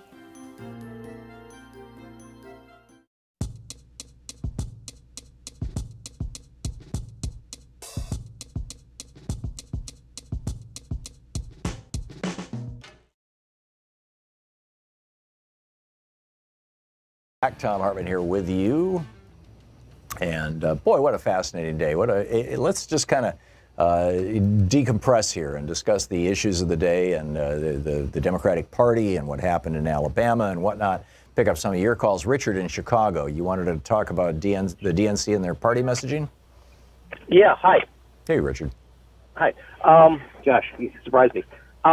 I wanted to talk to those two guys because, we won by 1%, and I know that in some certain districts there was a big swing, the 37% as they were talking about, but we won against a person who I am not going to say is alleged, but a person who shouldn't be within 1,000 feet of a school. Right. And we won by 1%. Also, we're with Trump, as outrageous as he is, he still seems to control the narrative, and the Democrats are constantly playing catch up. And I wanted to say to these two guys, I don't want to hear any more complaints that we have our press conferences, blah, blah, blah, and we don't get our message out. They have watched the Republican Party for 30 years to grab the narrative of this country, and it's about time they figured out how the Republicans did it, and it's about time they figured out how to counter it. Yeah, well, the principal way the Republicans are doing it right now is by being outrageous. And yes, it captures the news cycle, and yes, arguably it even got Donald Trump elected. In fact, we saw the exact same kind of media malpractice in this election, the special election in Alabama, as we saw in the general election in 2016, where the media gave about twice as much free publicity to Donald Trump. Yes, a lot of it was, quote, negative, but still, every time you repeat somebody's name, that builds brand awareness. The media gave about twice as much free publicity to Donald Trump as they did to Hillary Clinton. I would say in Alabama, they gave 5, 6, 8, 10 times as much publicity to Roy Moore, right down to his lousy horseback riding. Then they did. I mean, I didn't see, Doug Jones driving up to vote, but, Roy Moore shows up on a horse, even though he's got his reins wrong and he's got his stirrups wrong. I mean, the guy obviously doesn't know how to ride a horse, but it's like that's what's going on. And so, I understand your point, Richard, but, this is the media reality that we live in right now. Bob in Pennsylvania. Hey, Bob, what's on your mind? Hi, Tom. I have some information that I'd like to share relative to the question about Puerto Rico. Right. And in particular, there is a place to send some material, and there's also a place to send some money. A lot of places send money, but we have a home there, and my son lives there with his wife. They chose to live there as residents, and there's a real difficult problem on the western end of Puerto Rico and in the central mountains where very little assistance from any government agency is coming. And so there's the generation of electricity is about 60 to 65%, but it's not being transmitted throughout the island. As a matter of fact, the wires are still down in most of the mountain areas and on the West Coast, certainly where I live. So it's not getting to the homes. And so what I wanted to do was suggest there is a place in a small town on the West End that is located at an American Legion post where that gentleman could send his generator if he was so inclined. And I have that address if you want it. And there's also a way to send money that will be targeted directly into the Central Mountains and on the West Coast, basically to the equivalent of what we would know here in the States as a community foundation. And I have that address. And I wonder how I can be sure that this man gets the information. Yeah, if these are addresses, the problem with giving an address on the radio is that people don't sit around with a pen in their hand. And in fact, on the radio, probably about half people listening are driving. So probably the best thing to do would be to go to our daily blog on the homepage at thomhartmann.com and just post that information there. The other thing I would add, I did international relief work for 30 years and all over the world. And one of the things that, people think that, oh, gee, there's famine going on someplace, so I'll mail some food, or there's, refugees, so I'll mail some clothing, or there's not electricity, so I'll ship a generator. The reality is that by the time you ship that stuff, you have burned through probably 20, 30, 40% of the value of the stuff that you're shipping just in the shipping charges, and you're using precious resources that are needed for shipping things like medicine and food and water. So it's better to send money, frankly. Yeah, and I have a great place for them to send money, which we'll focus on, and I will post it. It's the equivalent, as I said, of a community foundation. Okay. The other thing you could do, Bob, is just give the name of the organization. People can plug it into a search engine and find it fairly easy. What is that name? Okay. I'll give you the location. It's www.f as in father, c as in cat, pr.org/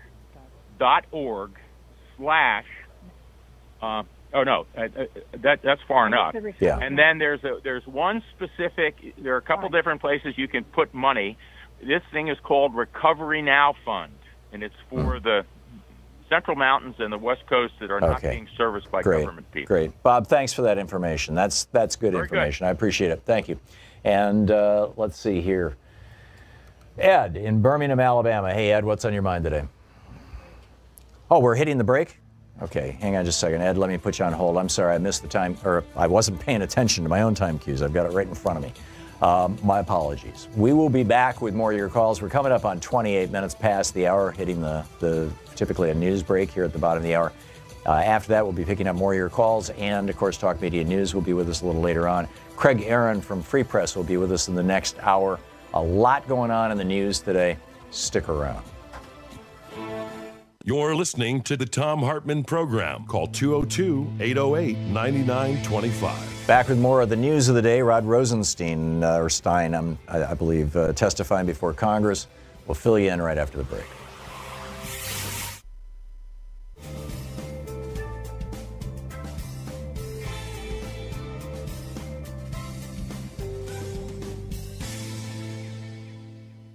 The end of our pledge drive is Friday, and we are not even, well, we're close to where we should be. We had a good day yesterday. We raised $13,000. A lot of that was because people knew that their contributions were matched. Our daily goal is $10,000, and we've only hit that twice in 3 weeks. We really need to hit that today. So please now call 877-378-8669 and make your contribution. Free Speech TV needs your help. We don't have a matching grant today. If you're a high net worth individual and you would like to make a matching grant, let Free Speech TV know. Give them a call at 877-378-8669. We can still get you in for tomorrow or Friday. And, if you'd like on-air mention, acknowledgement, we're more than pleased to do that. So there's an opportunity. But the bottom line is we need to keep Free Speech TV going. We need to keep this network going. We need to keep all the programs on it growing. It would be great to be able to add programs to Free Speech TV. Right now, though, we're so far behind on this fund drive. In the last fund drive that we did, we fell, I think, around $30,000, $40,000 short. And it's starting to add up. And when it starts to add up like that, it means that the network might be in a position where they can't add new programs. Or they can't, or they may even have to cut back on programs that they have, or, whatever. I mean, it's ultimately the ultimate or it may not even be here anymore. So if you value Free Speech TV, if this network is important to you, if the programs that you watch on Free Speech TV, including this one, are of value to you, and I assume they must be or you wouldn't be watching right now, and you've never contributed to Free Speech TV before, or you have, but it's been a while, please give them a call now. 877-378-8669. A special thanks. If you've already called and made your donation to Free Speech TV, thank you. It's really appreciated. We've raised a little bit over 100,000 so far in 2.5 weeks. Our goal is 150,000. And so we're still way behind. We still have about $40,000 to try to raise between now and Friday. But, and with that, for that, to that, we need your help. So please call now, 877-378-8669. With a $30 contribution, they'll send you a Free Speech TV bumper sticker. With a $60 contribution or a pledge to $5 a month for a year, they'll send you the bumper sticker and the brand new Free Speech TV 2017, I guess it must be the 2018, 16-month calendar. That's with a $60 contribution or $5 a month. With a $120 contribution or $10 a month for a year, they'll send you a copy of Van Jones's new book, Beyond the Messy Truth. Van Jones, one of the great voices of our time. With a $240 contribution, you get Claudia Rankin's searing book, Citizen. It's a brilliant analysis of race in America. And Van Jones's Beyond the Messy Truth. And plus the bumper sticker and the calendar. And with a $360 gift or $30 a month for a year, you get all of those two books, plus the bumper sticker, plus the calendar, plus my book, Unequal Protection. And with a $1,000 contribution, come to Portland. I'll buy you lunch. It'd be my pleasure, my honor, to sit down and share a nice lunch with you. And very often people bring their spouses or their partners or whatever, and that's fine too. So, but it doesn't matter the size of the contribution you're making right now. Every penny counts. I mean, there's a lot of people watching Free Speech TV. There's a lot of people watching this program right now. 98% of them never call and make a contribution. If you are one of that 2% that has already called and made a contribution, thank you. And if you're part of the 98% who have not called and made a contribution, please help now. Free Speech TV needs your help.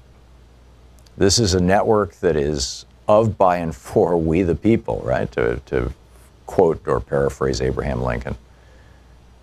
There's not a lot of those out there. There's not a lot of programs that are not in the pockets of some giant corporation or industry. There's not a lot of networks that don't have hidden agendas. Free Speech TV is just exactly what you think it is. It's just what you see. It's a nonprofit organization running a television network. It is the television network that has, great progressive programming and news and documentaries.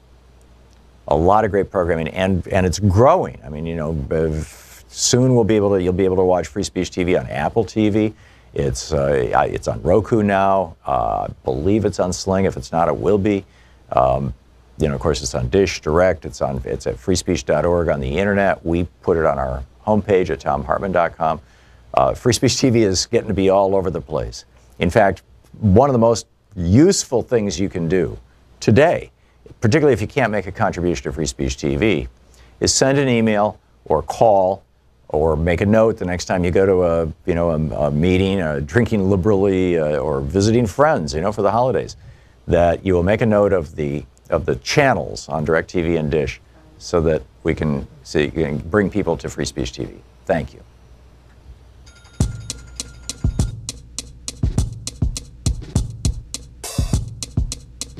Hi, I'm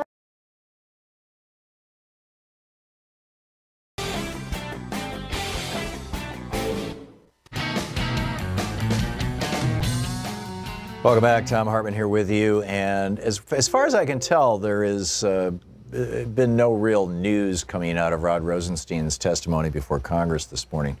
Everybody trying to make their little partisan points and use the Department of Justice as their whipping boy, but it ain't happening as far as I can tell. Just in the 5-minute scan here I did of about 10, 12 news sites during the last 5-minute break, and what I've been monitoring on the monitors here in the studio with, I think we've got CNN on right now. It doesn't seem like much is going on there. If I miss something, feel free to let me know. James in Minneapolis, listening on KTNF. Hey, James, what's on your mind today? Thank you for taking my call. I'm a first-time caller. Well, thank you, James. I had a question for Congressman Pocan regarding net neutrality. I'm sorry he's not here anymore, but maybe I can help. Sure. I'm looking for advice on how we locally could influence, if net, I believe it's called Title II, yes, if that goes into effect. No, it's the other way around. Title II of the Telecommunications Act is what regulates telephone companies, and it basically says that you can't listen in on somebody's conversation and charge them different prices depending on who they're talking to or what they're talking about. And which is exactly what net neutrality is, right? That your internet service provider can't listen in on the internet activity you're engaging in and speed it up, slow it down, or block it, or charge you different prices. And so what Tom Wheeler did 2 years ago, or maybe 3 years ago at the FCC, was he put the ISPs under Title II along with the phone companies and said, you guys are common carriers. You're going to be regulated this way. You can't, which mandates net neutrality. What Ajit Pai is fixing to do tomorrow, from all indications, is take net neutrality out of Title II and instead come up with a whole bunch of rules and regulations that the FCC says that they're going to enforce to regulate the internet, as it were. And this is not a good thing. Anyhow, back to you. I'm sorry. Okay, well, I guess my question would be, is it possible for us as citizens of our own cities to go to our public utility commissions and require that they charge all these telecom companies additional fees for, per telephone pole, a charge that could possibly be used to somehow come back to the citizens to pay for, to neutralize their effect. Yeah. In effect, I guess. I don't know if that's a possibility, something that we can do. Well, I think the best thing is for, all over the country, is for communities to do what Chattanooga did. They just built out a high-speed fiber broadband infrastructure throughout the city, and the city runs it. And so people in Chattanooga are getting, 100 MIPS up and down, and they're getting it for, a third of the price of pretty much anybody else in the country, because there's not a big, giant, profitable, multi-billion-dollar corporation sucking money off the top. Instead, it's a direct tie right into the backbone of the internet. We need to be doing that all over the country. But, Is it possible for us to affect our utility commissions? I don't think so, but I could be wrong on this. I'm pretty sure, though, that if it could be done through PUCs, through public utility commissions around the country, which regulate utilities, arguably putting the internet under Title II does designate it as a utility. I just don't know if it gives the legal authority. I would think if it did, that you'd have dozens of states and possibly even county utility commissions that would be jumping on that. So I'm guessing that that's not a viable option. But you've put a good idea in my brain here, and let me see what I can find out about it. Okay, James? Great, thank you. Okay, thank you very much. George in Chicago. Hey, George, thanks for listening to WCPT. What's up? Well, Tom, I'd like to relate to you that it was announced today in Chicago that a federal judge has imposed additional lifelong sanctions on the disgraced former Republican Speaker of the House, Benny Hastert. For the rest of his life, he cannot be in the presence of anybody under 18 unless other adults are present. Right, he's a convicted sex offender. Right, and he has to submit to constant monitoring of his telephone and internet usage. So all this presumably means he just got out of jail? I believe he's still on parole. Uh-huh. But he's essentially in a house arrest situation with limited movement. Yeah. But he cannot go to any sex-oriented or themed websites or phone numbers. Right. Now, how does this connect with what happened in Alabama yesterday? Victims of pedophilia, pedophiles like Hastert and more, are full of shame and full of fear, especially if that pedophilia is combined with power, the kind of power a speaker has, the kind of power that a veteran Army officer, Green Beret prosecutor has in a local community in a county. And as this man moved up the political ladder in the state of Alabama, he gained more power and more of a reputation and more popularity, which drove the women he victimized deeper into the shadows. And what I'm saying is that the kind of terror that they must have felt inside themselves and carried with themselves all these years, and then finally had to step up and say, this man must be exposed. Those 9 women are true American heroes, and all 330 million of us owe them a debt of gratitude that we can only repay by supporting them and working hard to make sure that we have a better society that behaves better, and that women who are victimized and children are believed when they say that something horrible happened to them. Yeah. My hat's off to them, and I admire them more than I can say. I totally agree with your sentiment. Very, very eloquently and well said, George. Thank you. Michael in Bossier City, Louisiana, listening on Sirius XM. Hey, Michael, what's up? Not too bad. I've heard it mingled worse than that. Bossier City, Louisiana. Bossier, okay. Thank you. Even mangled at one time. What I want to say is I'm traveling, and if you lose me, cut me off. Okay. I listened to the guy during Pocan's visit crowing about the win in Alabama, but as Ms. Perez said, we won that because we were right versus wrong. The self-righteous wing of the Republican Party put a candidate up that just should never have been there. I mean, even in our worst dreams, should never have been there. That's why we won. Agreed. Agreed. And I just want to point that out. Both Mr. Perez and Mr. Pocan got to that fact at some point. I just wanted to emphasize it from out here that we did not flip Alabama. It's a temporary measure at best, and they've already started claiming that he's a lame duck. At least the propaganda channel has stated that. So yeah, we may as well get ready to fight the fight again.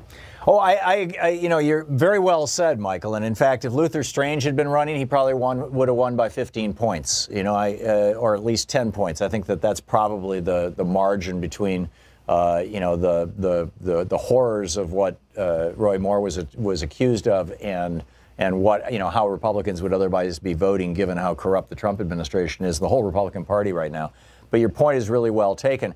And this is the point that I made to, I forget whether it was Congressman Pocan or Chairman Perez, when I said we can't always rely on the Republican Party to put up people with the kind of baggage Roy Moore has.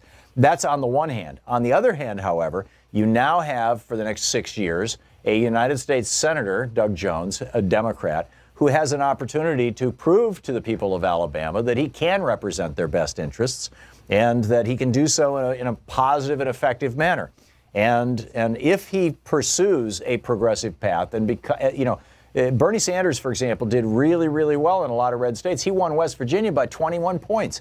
He won a lot. You know, he was drawing 20,000 people down in Mississippi, you know, to his rallies and things. I think that there is a longing in America, you know, left, right, and in between for people who are honest and who are genuinely doing the people's work. And I believe that Doug Jones has the potential to be that, and we're going to have to see what kind of senator he can be. And that, but that's, step one, as it were. Barbara in Bridgeville, Delaware. Hey, Barbara, what's on your mind? Hi, Tom. How are you? Good. I have a question. You had Tom Perez on not long ago, and he's been on your show before, and it kind of annoys me because you've kind of given him a platform about how wonderful the Democratic Party is, but the Democratic Party for the last 30 years has embraced corporate money just like the Republicans have. And so, to me, both parties don't represent the people, and that's part of the problem here.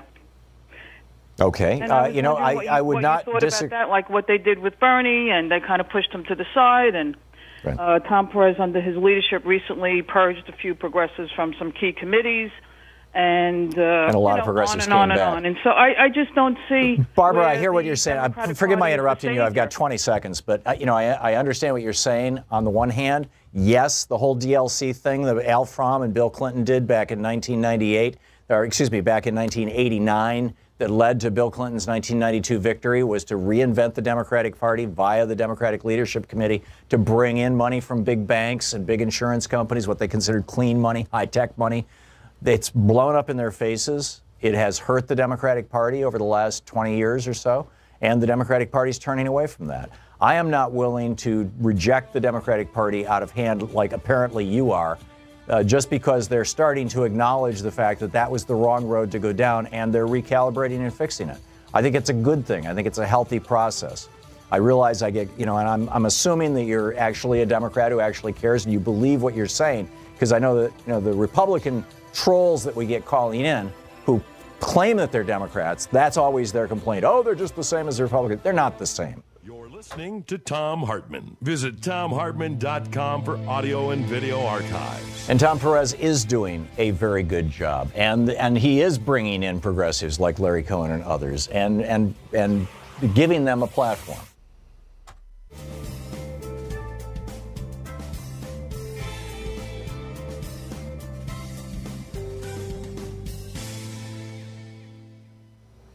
And welcome back. Adam in New Orleans, watching us on YouTube. Hey, Adam, what's up?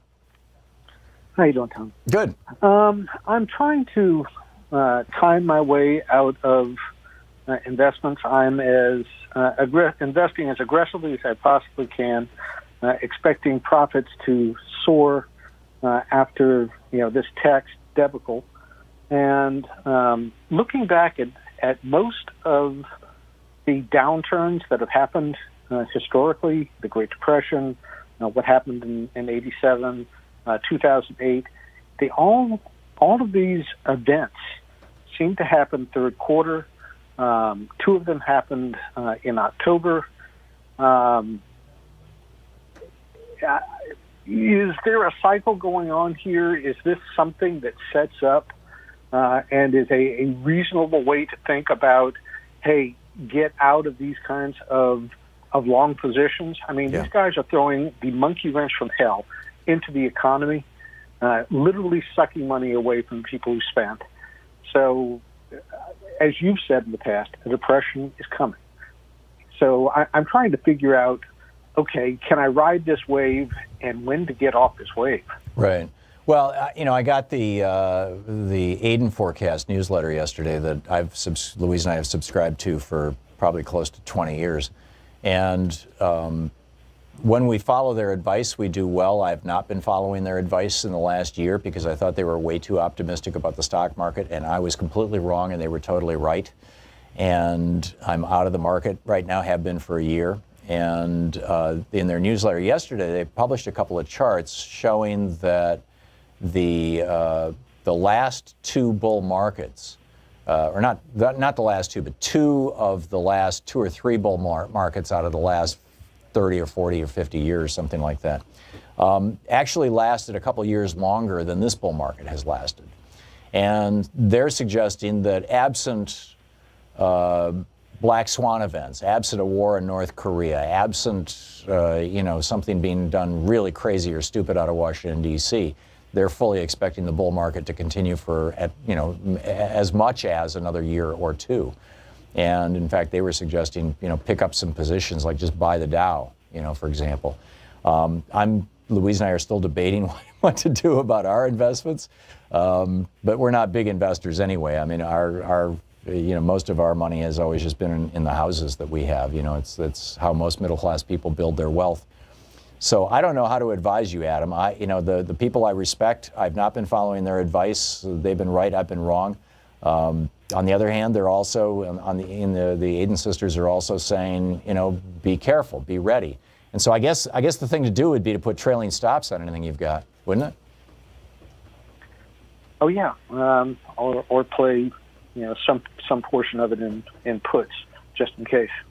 Yeah, or if you're going to do puts, I mean, it's just as easy to buy VXX or VXZ or SDS. I mean, these are all bets against the market, and I've got a little bit of all three of those, just on the assumption that if and by a little bit, I'm talking about like $2,000 worth, just because it's amazing how much they go up. I mean, a couple $1,000s in VXX becomes tens of thousands of dollars if the market genuinely crashes. So it's a wild ass bet, but it's a bet. But again, I'm telling you, Adam, don't follow my investment advice. I'm not a good investment advisor. Adam, thanks for the call. We'll be right back.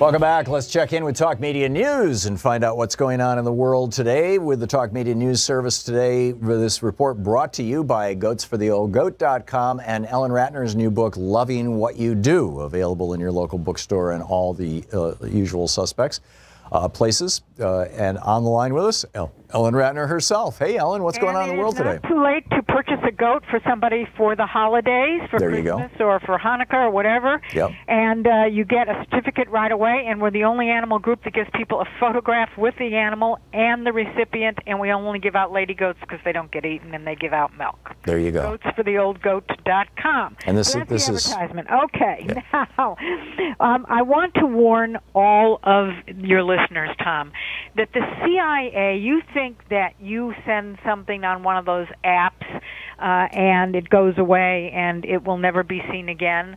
Well, guess what? One of the apps was actually invented by the CIA, and everything you write on an app goes to the CIA. So you have to be extremely careful.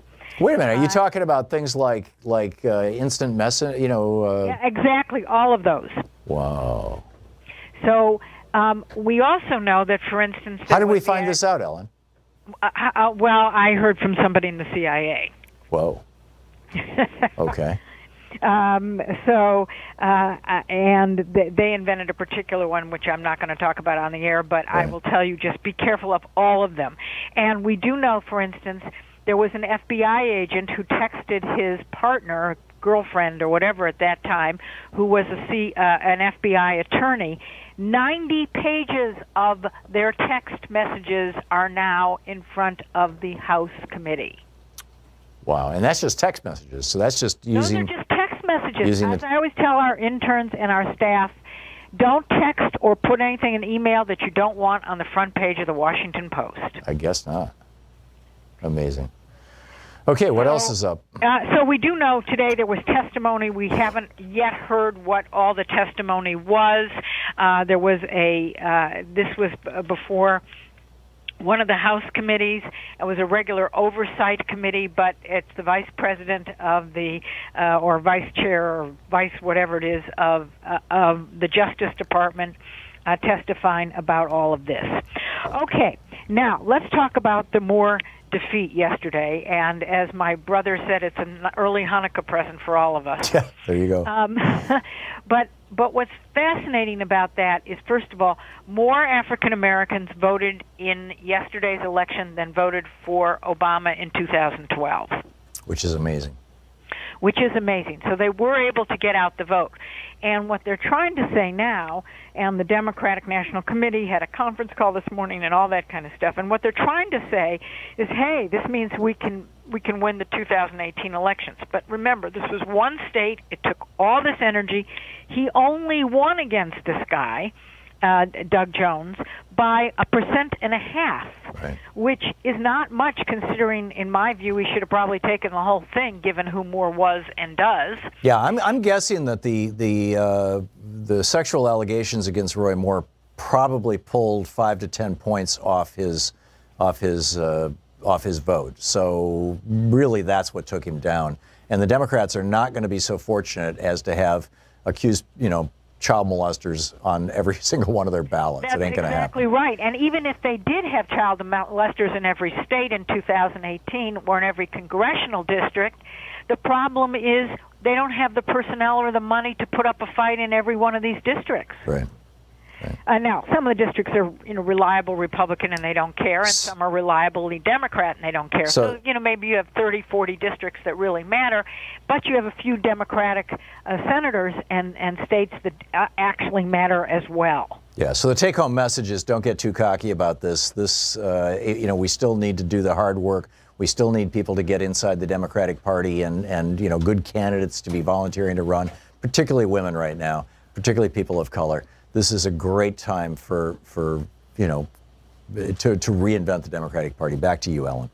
Right. Okay. So the other thing that I heard from our mutual friend, former Congressman Bob Ney, who I know gets on the air with you as well, is that he's very concerned that on December 12th, the Congress could have re-upped their concerns or whatever about Iran, and they let it go. And he says it's a lot of bluster and a lot of noise, but they're really not doing anything, even though the White House says, oh, well, the Iran deal is very bad. But the House and Senate, which has to really approve of it, hasn't done anything on it. Well, what the intelligence services are saying is that every time the president or Republican members of Congress attack the Iranian nuclear deal, they are diminishing the possibility of a successful nuclear deal with North Korea. Because North Korea is looking at this going, yeah, the United States gave their word, they promised, they signed the agreement, and now they're reneging on it. Why should we cut a deal with them? Well, that's exactly right. And the problem is people don't trust the United States anymore. At least for the last year, yeah. And that's tragic. So that's a very big one. Now, there's a couple other quick things, but the famous Omarosa from The Apprentice plans to leave the White House next month, but we don't know why. We have to wait for a leak on that. Trump is losing his black friend. Yes, and the person that supposedly supported him completely and totally. Right. She was his liaison to the African American community. I wonder if it has to do with Roy Moore's loss in Alabama. Well, we really don't know. Yeah. By the way, when the vice president or vice chair of the Justice Department spoke today to the House committee, he said there was no good cause to fire Mueller. So he's not taking the fire Mueller cause up in any way, shape, or form. Yeah, this is Rod Rosenstein, right? That's right. Number 2 guy in the Justice Department. Yeah, I thought that was fascinating. His testimony didn't seem to produce any blockbusters or bombshells. It seems like it was. Of course not, because there is no blockbusters. I mean, aside from the fact that the CIA was able to get 90 pages of text messages, which is really quite unbelievable. Also, now this is pretty interesting. As you know, Christine Gillibrand is the senator from New York. And as you know, she was on the Today Show this morning. Yeah. Ellen, I'm sorry, we're out of time. Okay, I didn't hear it. Yeah, sorry. I'm sorry. We'll be back. You're listening to Thom Hartmann.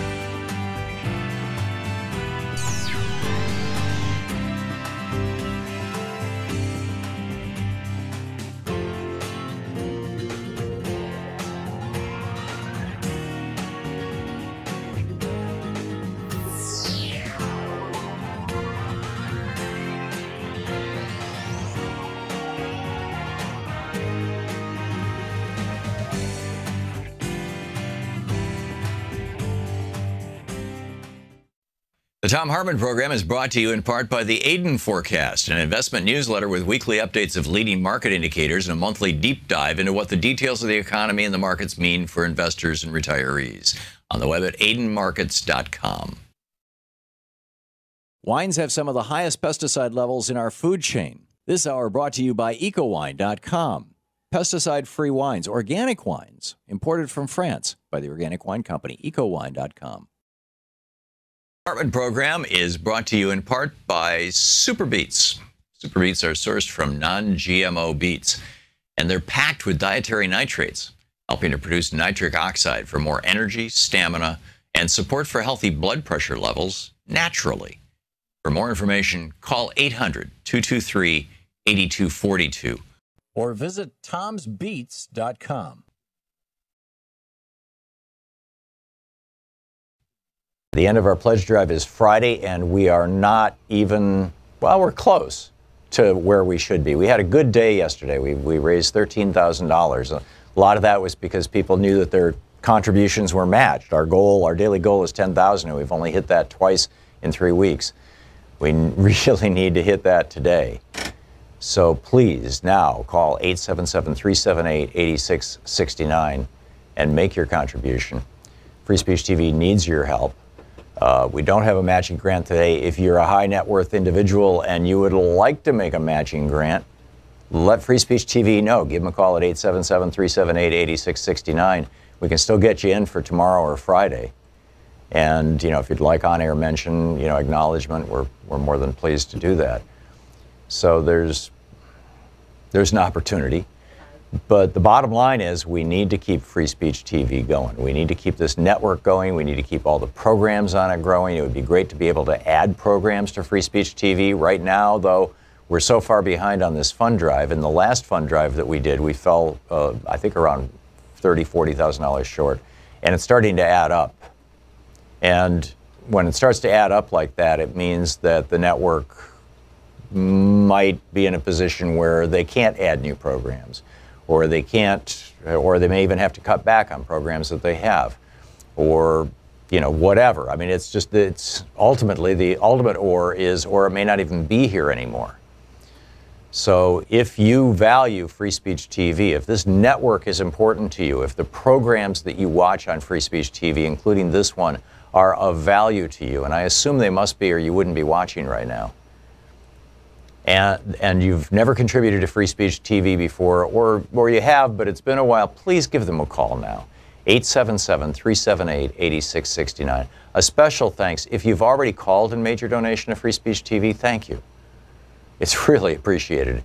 We've raised a little bit over 100,000 so far in 2.5 weeks. Our goal is 150,000. And so we're still way behind. We still have about $40,000 to try to raise between now and Friday. But, and with that, for that, to that, we need your help. So please call now, 877-378-8669.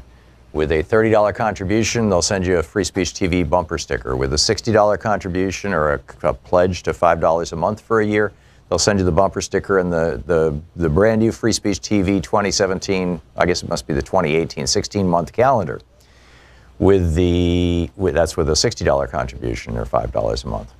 With a $120 contribution or $10 a month for a year, they'll send you a copy of Van Jones's new book, Beyond the Messy Truth. Van Jones, one of the great voices of our time. With a $240 contribution, you get Claudia Rankin's searing book, Citizen. It's a brilliant analysis of race in America. And Van Jones's Beyond the Messy Truth. And plus the bumper sticker and the calendar. And with a $360 gift or $30 a month for a year, you get all of those two books, plus the bumper sticker, plus the calendar, plus my book, Unequal Protection. And with a $1,000 contribution, come to Portland. I'll buy you lunch. It'd be my pleasure, my honor, to sit down and share a nice lunch with you. And very often people bring their spouses or their partners or whatever, and that's fine too. So, but it doesn't matter the size of the contribution you're making right now. Every penny counts.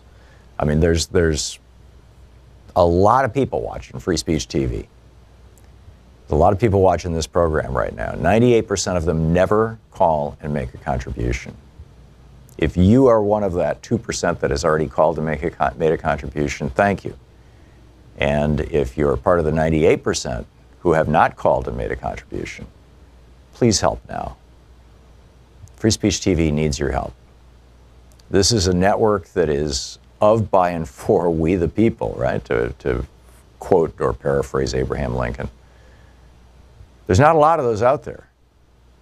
There's not a lot of programs that are not in the pockets of some giant corporation or industry. There's not a lot of networks that don't have hidden agendas. Free Speech TV is just exactly what you think it is. It's just what you see. It's a nonprofit organization running a television network. It is the television network that has, you know, great progressive programming and news and documentaries. A lot of great programming, and it's growing. I mean, you know, soon you'll be able to watch Free Speech TV on Apple TV. It's on Roku now. I believe it's on Sling. If it's not, it will be.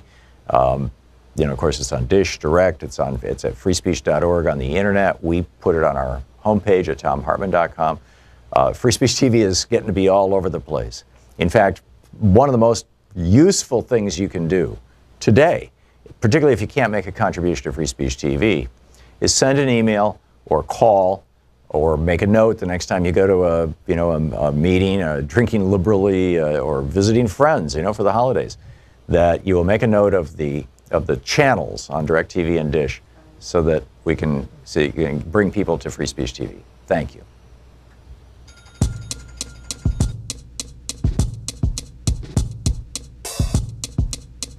Hi.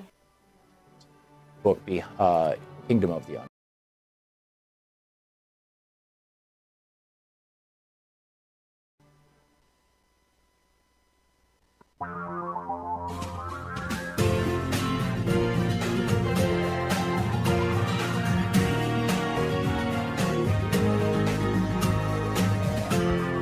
This is the Thom Hartmann Program.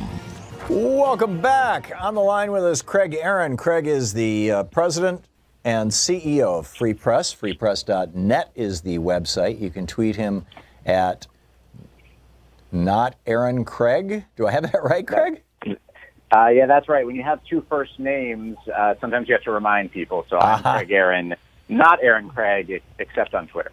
Okay. And, of course, the website, freepress.net. So the FCC vote, I'm not sure this is even the right word, but the FCC vote is scheduled for tomorrow on whether to hand our internet here in the United States, created by our federal government with our tax dollars, as a public good, whether to hand this over to a small handful of multi-billion-dollar corporations, or whether to keep it in the public good, as it were.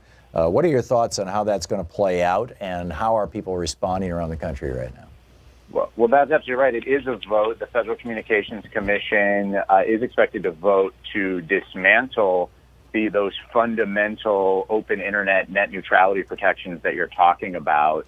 These are protections that folks like me and millions of others fought for 10 years to put in place during the final couple of years of the Obama administration, and now the Trump FCC is trying to tear them down. And we do expect tomorrow that they will go forward with that vote. It will almost certainly be a 3-2 party line vote, with all of the Republicans, the Trump appointees, voting to get rid of net neutrality, and the two Democrats standing strong in opposition. But what's interesting, and the Thom Hartmann Program was a show far ahead of most of the media when it came to the issue of net neutrality, but is that there is this unprecedented public response. We've really never seen anything like it in terms of public awareness or outcry on this issue. The agency received 22 million public comments in support, many of them in support of net neutrality, against what the FCC is doing. Since these rules were announced, since it became clear just how far the Trump administration was going, there has been a groundswell of opposition, nearly 1 million calls into Congress. Some offices were reporting they were getting more net neutrality calls than they were getting calls about taxes.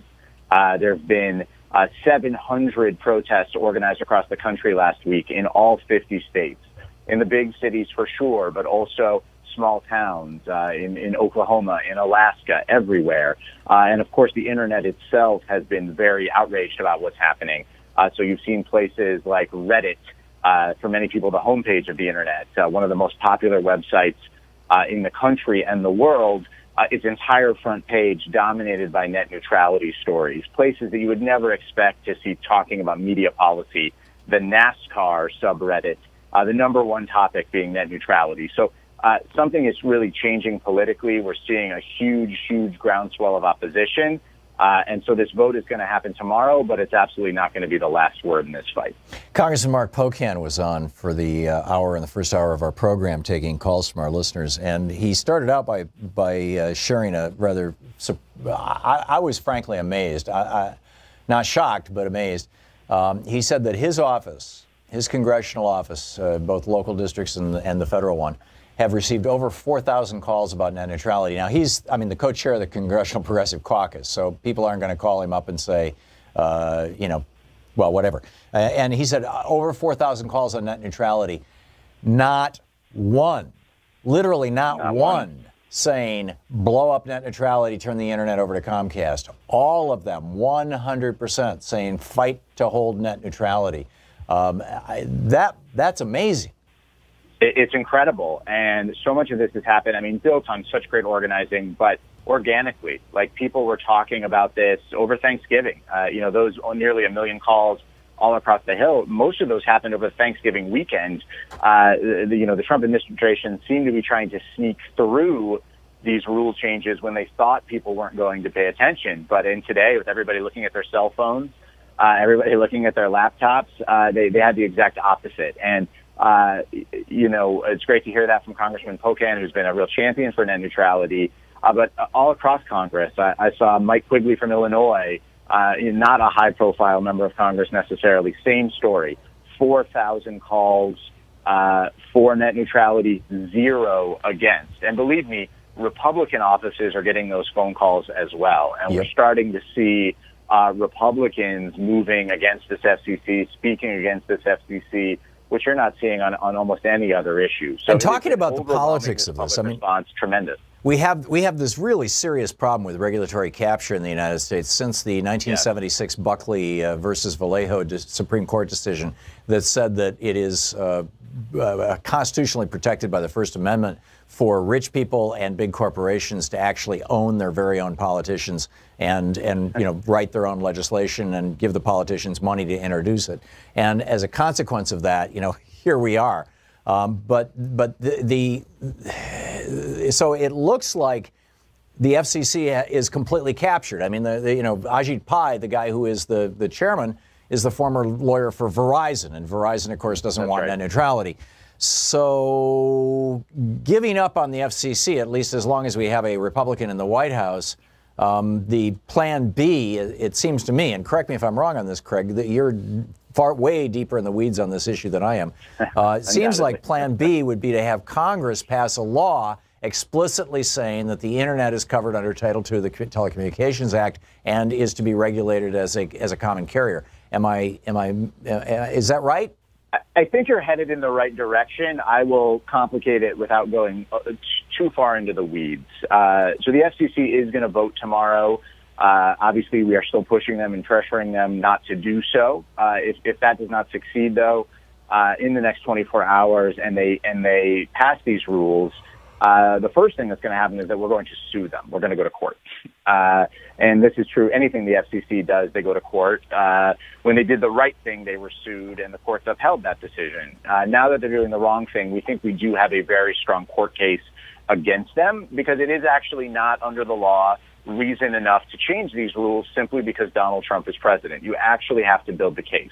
Right. So that'll be one front. The other front, as you suggest, is going to be Congress. And this is where it gets tricky, because the thing that is happening in Congress is the strategy that's being run by AT&T and Comcast is they want this FCC to push through this incredibly extreme measure, tearing down what the previous FCC did and what the people want. They want to get rid of that and they want to try to leverage that outrage to go to Congress with something that's 5% worse, or 5% less worse, less awful, and they want to call it net neutrality and call it a compromise and try to ram it through forever. They want to create a Potemkin village. That version of this bill, but there are other options. Long term, I think it looks like exactly what you're describing. Short term, this Congress has in its power, and they've used it, unfortunately, for usually to overturn good environmental and privacy regulations, but they have in their power something called the Congressional Review Act, which allows them to pass a resolution of disapproval that throws out actions of agencies. And so I think there's going to be a big push early next year to get Congress to do absolutely that, to reject what this FCC has put forward and go back to the solid rules on the books, which are absolutely grounded in the law, Title II of the Communications Act, backed by the courts. Right. So that'll be the first step. And then I think the longer play, of course, is, yes, we want Congress to take this seriously. They need to act. But this exact Congress we have today and the kind of people pulling those levers, the kind of capture you're talking about, we just need to be very cautious and make sure we're not signing away or compromising away something that's anything less than real net neutrality based on strong authority. Brilliant. So well said. Craig Aaron, the president and CEO of Free Press. FreePress.net is the website. You can tweet him at @NotCraigAaron. And not Aaron Craig. Excuse me, not Aaron Craig. You're right, not Aaron Craig. Thank you for correcting that. Or @FreePress or @FreePressAction. Craig Aaron, you're doing God's work. Thanks so much for being here. Thanks for the opportunity, Tom. Always appreciate being on. Good talking with you. We'll be back. This is the Thom Hartmann Program. Back with more of your calls and the news of the day right after this.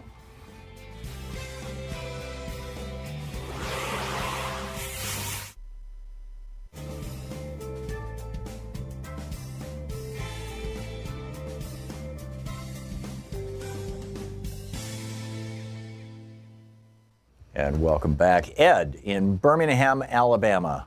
Or is it Birmingham? Ed? Birmingham. That is Birmingham. Correct. Okay. What's up? It's always a good day when Alabama's least popular prom date loses an election. Yeah. But anyway, that aside, like many of your other callers, I wanted to express my concern about the Democratic DNC rainmakers taking the wrong message from this win down here. Mm-hmm.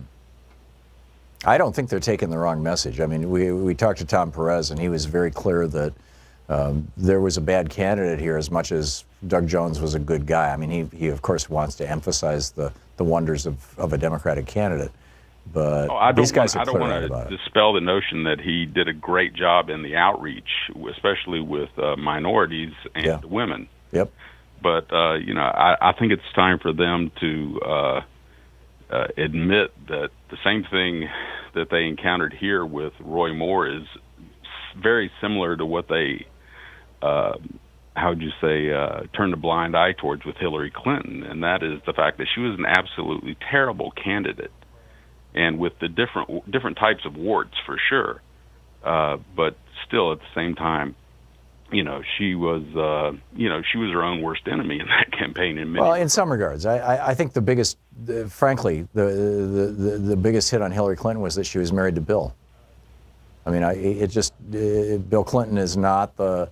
Or maybe I'm misjudging the electorate these days, but my sense of it is that Bill Clinton is not the hero that he was a decade or so ago. That the Me Too movement, the sexual allegations about Bill Clinton have hurt him badly. I think that hurt Hillary.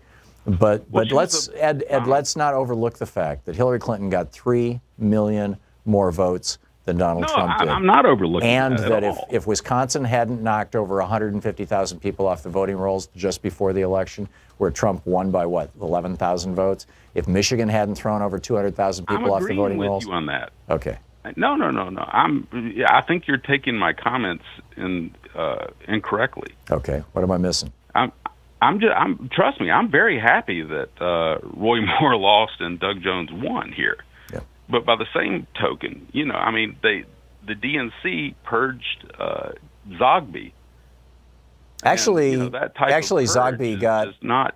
According to the email that I got from Jim Zogby, I received similar ones. Yeah, on Our Revolution, a week and a half, 2 weeks ago. He didn't get purged. He got moved from one committee to another committee. Oh, please! You don't knock somebody. You don't kick somebody upstairs like that. And I mean, he's being polite. Come on. It may be. I mean, it may be. But Jim Zogby is not the Democratic Party.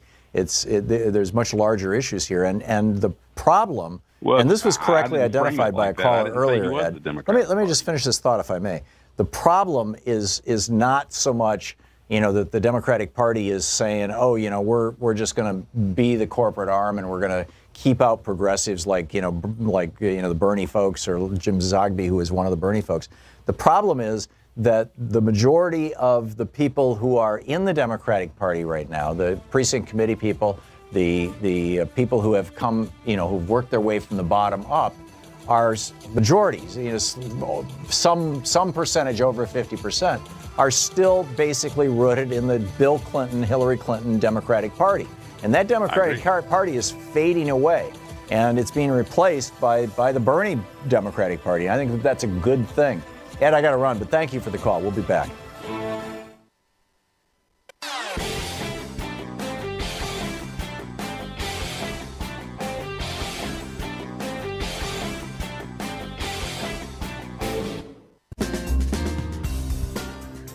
Welcome back. Thom Hartmann here with you. It is 20 minutes past the hour. Norma in Montgomery, Alabama. Hey, Norma, as an Alabamian, however you say it, please correct my pronunciation. Your thoughts on the Doug Jones victory?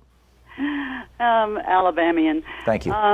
This election amazed me. We had about 1.3 million people show up for a special election.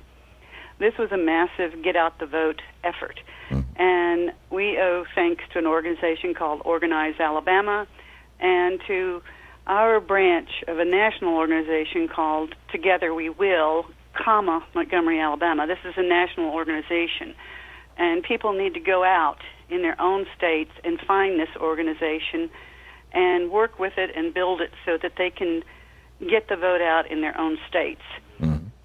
This is what, getting the vote out is what got this election for Doug Jones.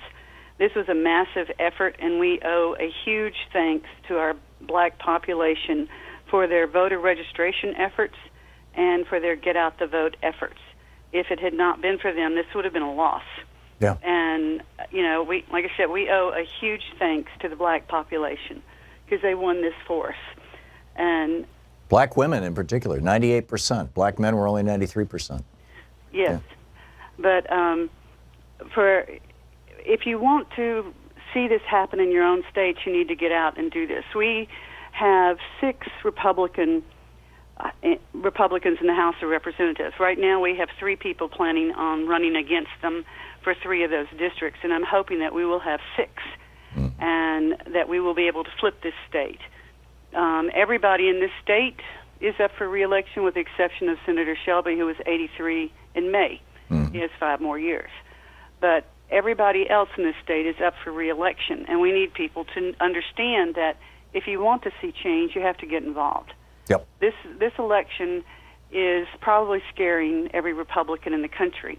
But if other states will get involved and get active and get out the vote and do their voter registration, we can take our country back, and then we can fix this mess we've got. Yep. Yeah. And also, while you were watching CNN, I was watching C-SPAN, and there was a hearing this morning on nuclear waste. And I'd really like for you to get Paul Gunter to come in and tell us what he knows about it. Okay. I'll, Sean, can you? Great. From your lips, Norma, to Sean's ears, she books our guests and runs our board, and she's our chief cook and bottle washer here. We will make that happen. Norma, thank you very much. But like I said, it's going to be up to the people of this country. You're either going to sit back and take it, or you're going to get up and get busy. Yep. Amen. You say it so well, Norma. Thank you very much. I appreciate the call. Jerry in Tama, Wisconsin. Hey, Jerry, am I saying your town right? It's Toma. Toma. What's up? Yep. Well, I wanted to talk to you and see if, first I want to wish you a Merry Christmas and a Happy New Year. Well, thank you. Back at you. Thank you. I seen Lawrence O'Donnell last week. One of the things he said on the show, he said that those wildfires in California, that new tax thing that they have, the new tax bill they're trying to push through, has something in it that takes away a deduction. If you know, for people that have problem with the wildfire, evidently. And I was wondering if you'd heard anything about that. Nobody else has said anything about it. I don't know about that. Well, first of all, the tax bill. Apparently, CNN was reporting about 2 hours ago that the House Senate Reconciliation Committee had come up with the final tax bill, but nobody's seen it yet, to the best of my knowledge. So we don't really know what's going to be in the final bill. Whether there was something in the House or the Senate bill to kneecap people in California who have lost their homes to wildfire wouldn't surprise me at all. The Republicans hate California. He had said that there was 11 Republicans that had voted for it. Yeah. And I mean, I would love it if they would, a couple of them would change their mind. Yeah, well, there's 14 elected Republicans in California right now, and flipthe14.org.com. Hang on just a second. I used to have this website up. I think I might have closed it. Yeah, I did. So I'm sorry, I don't have it right now. But there is, I'm pretty sure it's flipthe14.com. But there's a website out there about that. Jerry, thanks for the call. Excellent point. Let's see here. Jackie in Chicago. Hey, Jackie, what's on your mind? Hi. I have some organizations that have donated generators to Puerto Rico. Okay. So anyone who has a generator they want to donate could contact these groups and see if perhaps they could pass their generator on to them or make some type of arrangement to get it to Puerto Rico. Okay. The first is called National Voluntary Organizations Active in Disaster. You can go to nvoad.org and find out more information about them. They also have a phone number, 703-778-5088. It's 703-778-5088. There's another group called medshare.org. That's medshare.org. They donated 100 generators to Puerto Rico. They have 3 offices. There's one in New Jersey that is their volunteer and collection center. They have a phone number of 201-866-6090.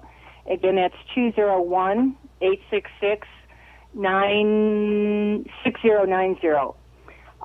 The last 2 I don't have phone numbers for, but one is called CAMAservices.org. It's a religious group. They have sent 25 generators to Puerto Rico. Again, it's CAMAservices.org. And the last is razoo.com, a fundraiser of their group that goes by the name Operation Bullpen helped to raise $50,000 for generators. That's great. Jackie, if I could just put one caveat on this. I'm not familiar with any of these groups, so I would encourage anybody who is thinking of giving through these groups to please check their statistics through one of the charity watch organizations and make sure that they're actually passing most of the money along. Jackie, thanks for the call. To the Thom Hartmann Program. Call 202-808-9925. But Jackie, thanks so much for coming up with that list, and you know, there's a lot that you can do. We'll be back. It's 27 minutes past the hour.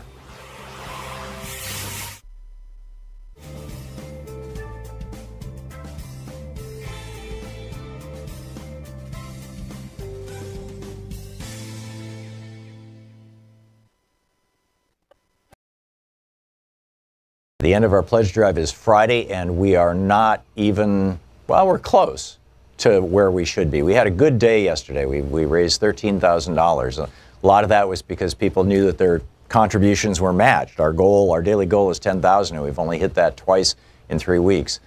We really need to hit that today. So please now call 877-378-8669 and make your contribution. Free Speech TV needs your help.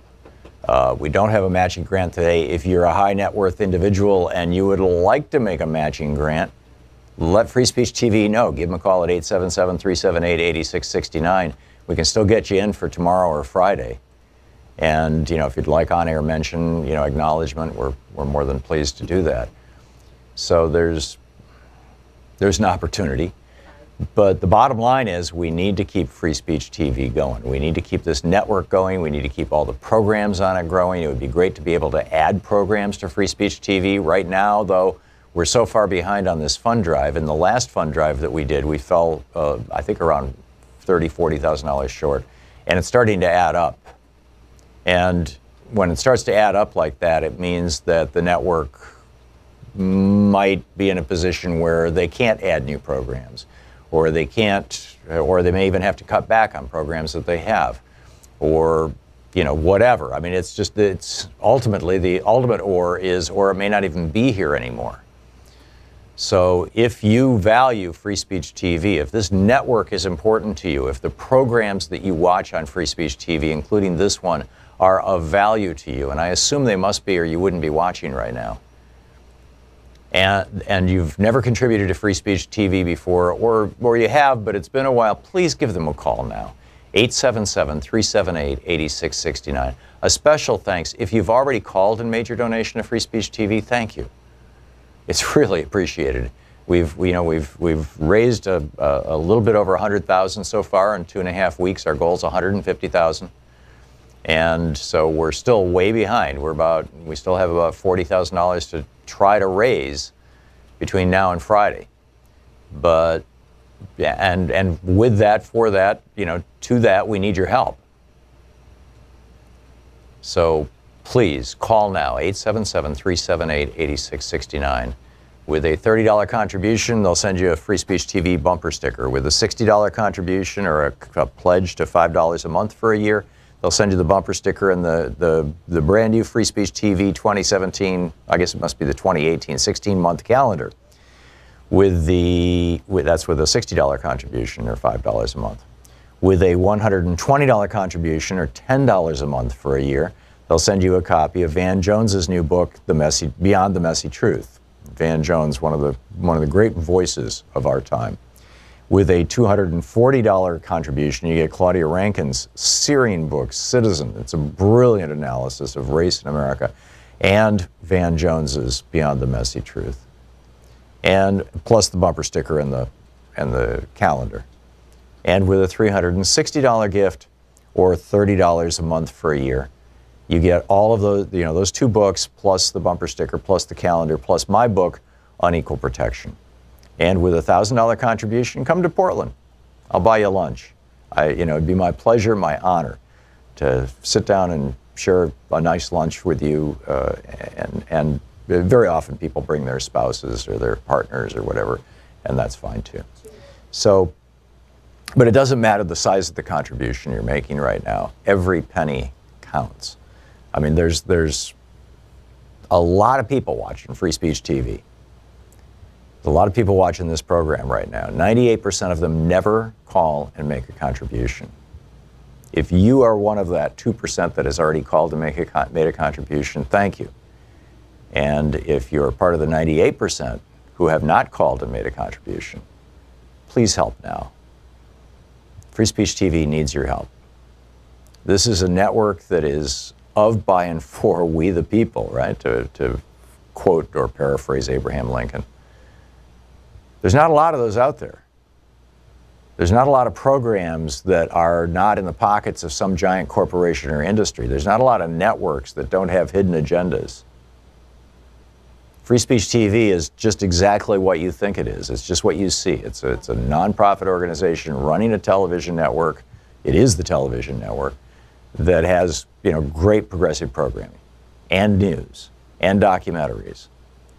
A lot of great programming, and it's growing. I mean, soon you'll be able to watch Free Speech TV on Apple TV. It's on Roku now. I believe it's on Sling. If it's not, it will be. Of course, it's on Dish Direct. It's at freespeech.org on the internet. We put it on our homepage at thomhartmann.com. Free Speech TV is getting to be all over the place.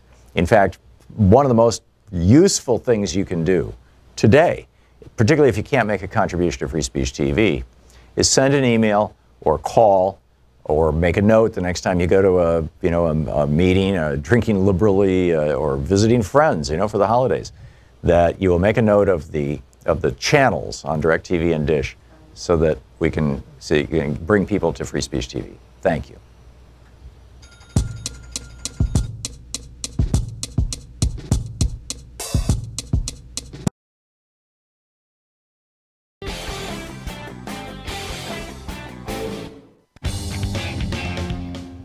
Welcome back. Thom Hartmann here with you, 34 minutes past the hour, picking up your calls. Brad in Montgomery, Alabama. Hey, Brad, what's on your mind today? Yesterday I was walking through downtown Montgomery, and a lady had stopped asking me to take part in a documentary. And as I was talking to her, she finally got around to who I voted for. When I told her it was Doug Jones, the woman started crying. And I asked her, I said, why are you crying? She said, because I assumed you were a Roy Moore supporter. I said, well,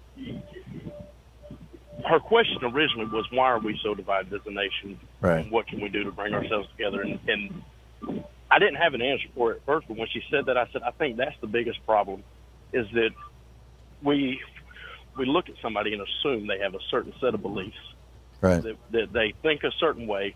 I said, not all of us are like that. People have this idea that everybody in Alabama is a certain way. We're not. I mean, there's a lot of really great people here. But I used to be one of those that I watched Fox News all the time. That's all I listened to was Hannity and the other guys. And my father-in-law told me about 9 years ago, start listening to Thom Hartmann. And I did, because I figured, well, I'm just going to disprove everything you said. But when I started fact-checking what you were saying, it was all true. And it really changed my mind and the way I thought about everything. Wow. And I wish more people would do that. But it's so hard to get people to wake up and start seeing another way. How do you get across to people? Well, I think you just have to keep telling them the truth. It's one of the things that I'm so proud of about this program is that when I do get things wrong, number one, my listeners call me out on it, and number two, I correct it on the air. And you can't say that about Fox News or right-wing hate radio. I think, though, Brad, the big issue that all of us are missing is it's sort of like, if you were to take a group of brown mice and a group of white mice and just kind of jam them together into a little tiny cage where there's so little space that they're guaranteed to fight, and the mice start fighting each other, whether they're doing it based on the color of their fur or not, I don't know, but it is a terrible metaphor, but I'm doing this on the fly. The mice are fighting each other, they're thinking the other mice are the enemy, but the real enemy is the person who put them in the box and jammed them together. And what we have to realize is that the divisions we're seeing in this country right now, the exaggerated response, for example, to taxes, just the whole spectrum of things, all this particular outrage that's peddled on right-wing hate radio and on Fox so-called news, it's coming from largely one source, which is very wealthy people, multi-billionaires, and the corporations that made them rich. And they have a vested interest in dividing us. They can more efficiently and effectively and profitably, scam the government or capture the government in the case of regulatory agencies, and get their profits and get their money, as long as we're fighting with each other rather than we're paying attention to what they're up to. And that's the big issue. People seem to, go ahead. No, I was getting redundant there. I'm done.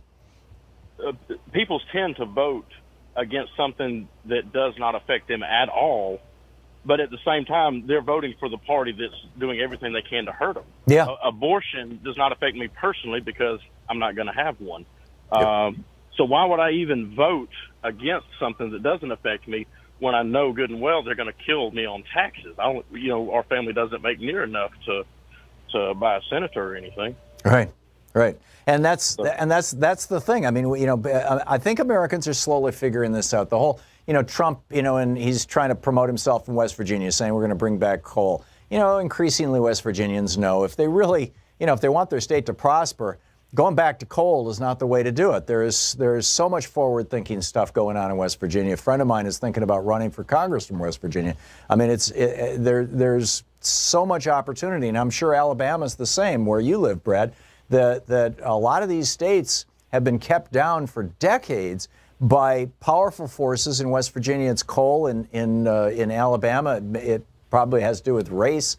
But, you know, by people who are actually profiting off the fact that they can make Americans hate each other. Yeah, absolutely. Yeah, and if they figured out if we all get together, it's going to hurt them really bad. Yeah. So let's find the one thing difference about them and make them fight about it. Yep. Very, very well said. Brad, thank you. You nailed it so well. Thank you. Brilliant call. I appreciate it. Jim in Milwaukee, Wisconsin. Hey, Jim, what's on your mind today? Hi, Tom. I got a question about net neutrality. Right now, I get my internet through cable. But what if I switch to satellite? Would that make a difference? No. No?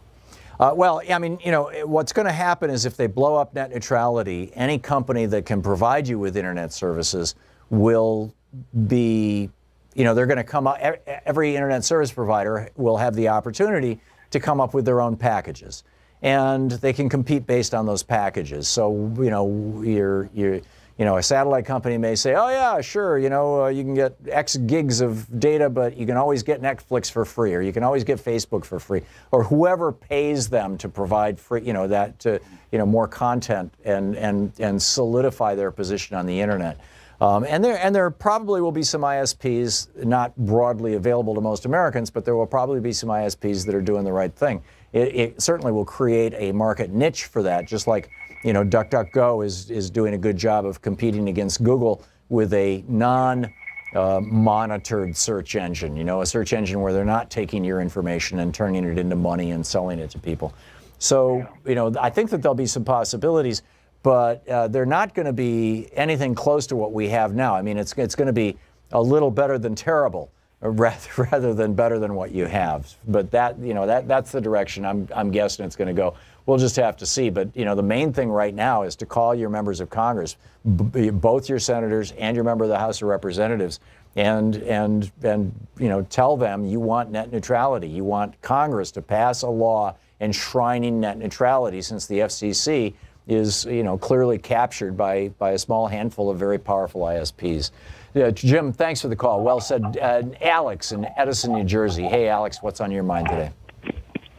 Hi, Tom. I'll try to make this short. Recently, my daughter got strep throat.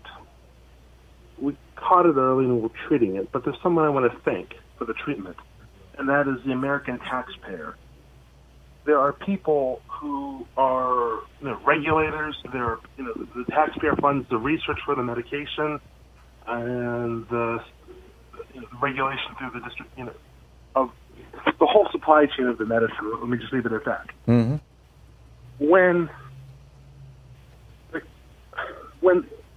for the 2018 Defense Authorization Act, we added $100 or so billion to the budget, and there was no debate whatsoever.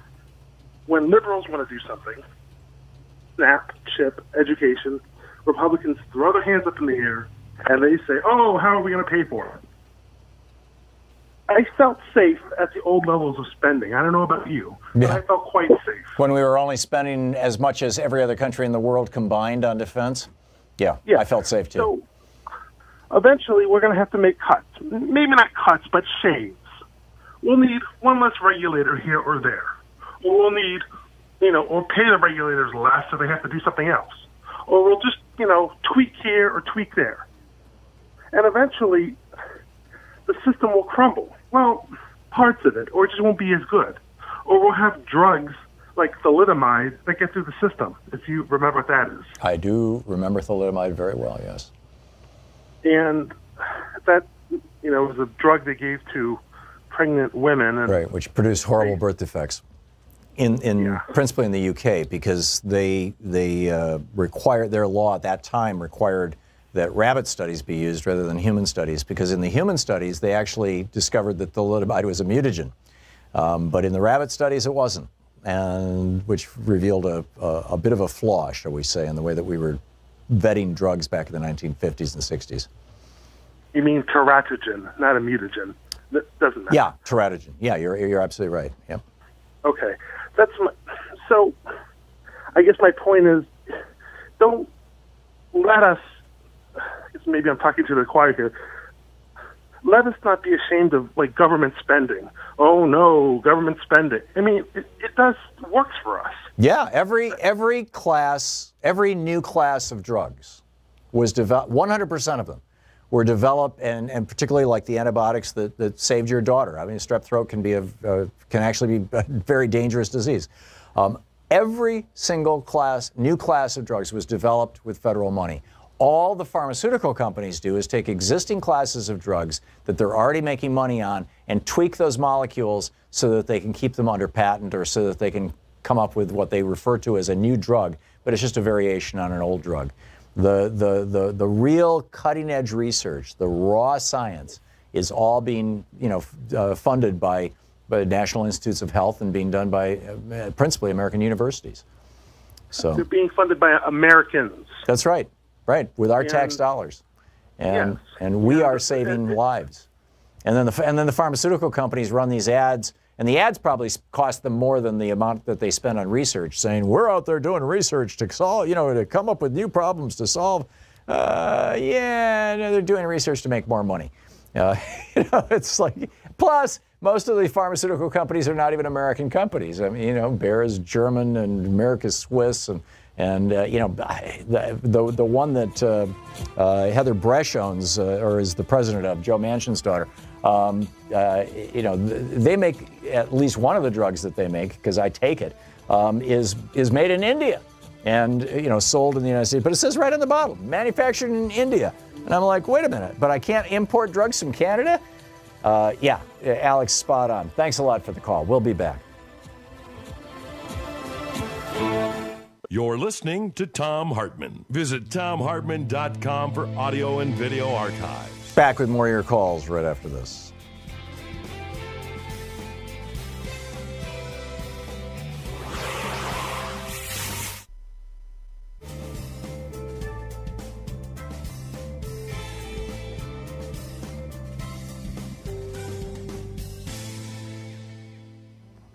And welcome back. Tyrone in Waynesville, North Carolina. Hey, Tyrone, thanks for watching us on Free Speech TV. What's on your mind today? Hi, Tom. I wanted to mention about earlier you had a caller talking about errors that Hillary Clinton made, and then you gave your opinion. And the only reason I'm doing this, I mean, it is the past, but if we don't learn from our mistakes in the past, we're doomed to repeat them. Amen. This is just my 2 cents. One of the mistakes she made, I did vote for Hillary, but me too. One of the, I'm sorry, what? I said me too. Oh, I kind of picked up on that. Yeah. Well, I campaigned for Bernie until the primary was over. And Bernie said, hey, if you were a supporter of mine, please support Hillary. And so I said, okay, I'm supporting Hillary. And I thought she was, she wasn't the world's best candidate, but she was a Democrat, and many of her positions were things that, in fact, most of her positions were things that I enthusiastically agree with. But anyhow, back to you, Tyrone. Mm-hmm. Yeah, a lot of it I agreed with too. I would have voted for Bernie, but since that was not possible, not practical anyway to write it in, but that's basically just throwing your vote away. Yep. But I talked to a few people, men and women, and now in politics I think perception is pretty much everything, even to the point of maybe superseding fact. Mm-hmm. And if fact and perception coincide, case in point, great. Case in point, Swift Boat Veterans for Truth. I'm sorry, what was that? I said case in point, Swift Boat Veterans for Truth. They created the perception that John Kerry had lied about being a war hero, and arguably he lost the election because of that false perception. They lied through their teeth, but it worked. Right, they made him look like a sniveling weenie. Right. Yeah. What several of them said, and it was men and women that I talked to, all they were hearing was women and children, women and children, women and children. And white guys naturally that I had talked to said, well, I guess if I have a problem, that's just what it is, my problem. The fact is, of course, white men do vote. So it's not a good idea to minimize or marginalize a group that, is a large percentage of voters. Right. Now, women said the same thing to me that I talked to, that, hey, it seems like she's almost like a feminist from the 60s or something, just not really particularly interested in problem white men have. And not all white men are in the same league as Charles and David Koch. Yeah.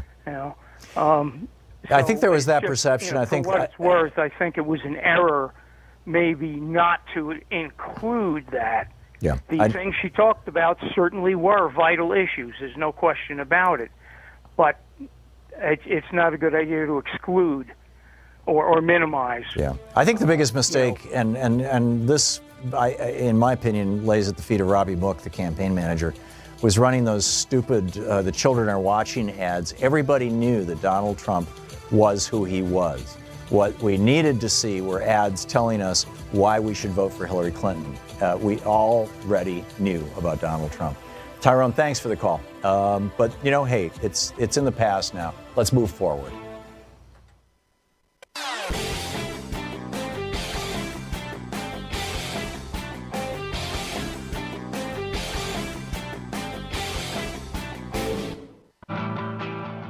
Welcome back. Thom Hartmann here with you. Robert in Lawrence County, South Carolina. Hey, Robert, what's on your mind today? Yes. Well, some time ago, I was having a discussion about politics with a fellow, and I made a remark that I thought the conservative voters preferred a dishonest Republican over an honest Democrat, and his answer was reminiscent of what the POW guards said about the German prisoners and their affection for Hitler. He said, yes, that the very worst they had was better than the very best we have. Interesting. So that, it's, and the Republicans, we saw this on display. The National Republican Party endorsed Roy Moore, a guy who was thrown off the Supreme Court of the state of Alabama twice for violating his oath of office, for breaking his word. And this is the guy that was their great moral hero and all this other kind of nonsense. Spot on, Robert. Very, very well said. Thank you very much for the call. Carol in Twin Cities, Minnesota. Hey, Carol, what's up? Oh, hey, Tom. I hope you'll let me do two things. Number one, on the insurance thing, the original tax bill had that you would no longer be able to deduct damages from tornadoes or floods or fires or whatever over and above what the insurance company pays you. So if you've got a $100,000 loss and the insurance company gives you 50, you eat the other 50. So you used to be able to deduct the other 50? I've never been through a disaster. I'm sorry. That's how it works. You get to deduct whatever you have to pay out of pocket. Interesting.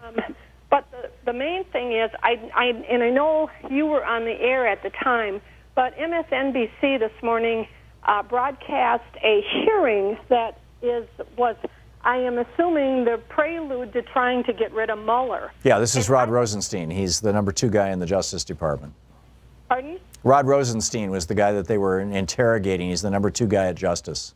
Yes. And I was so mad listening. I got so mad. I think my heart was palpitating. It was just absolutely awful. Now, there's a couple of guys that were able to get into the congressional record by questioning properly all of the women that have gone against Trump and things like that. But they really are gearing up, and I can't believe how fast they got this committee together. They've been slow walking the committee on the Russia interference, and it's like this thing popped up overnight, and now they are out to get Mueller. Yeah, I know. And this is a campaign that's apparently being coordinated out of the White House and out of Breitbart and whatnot. But in collusion?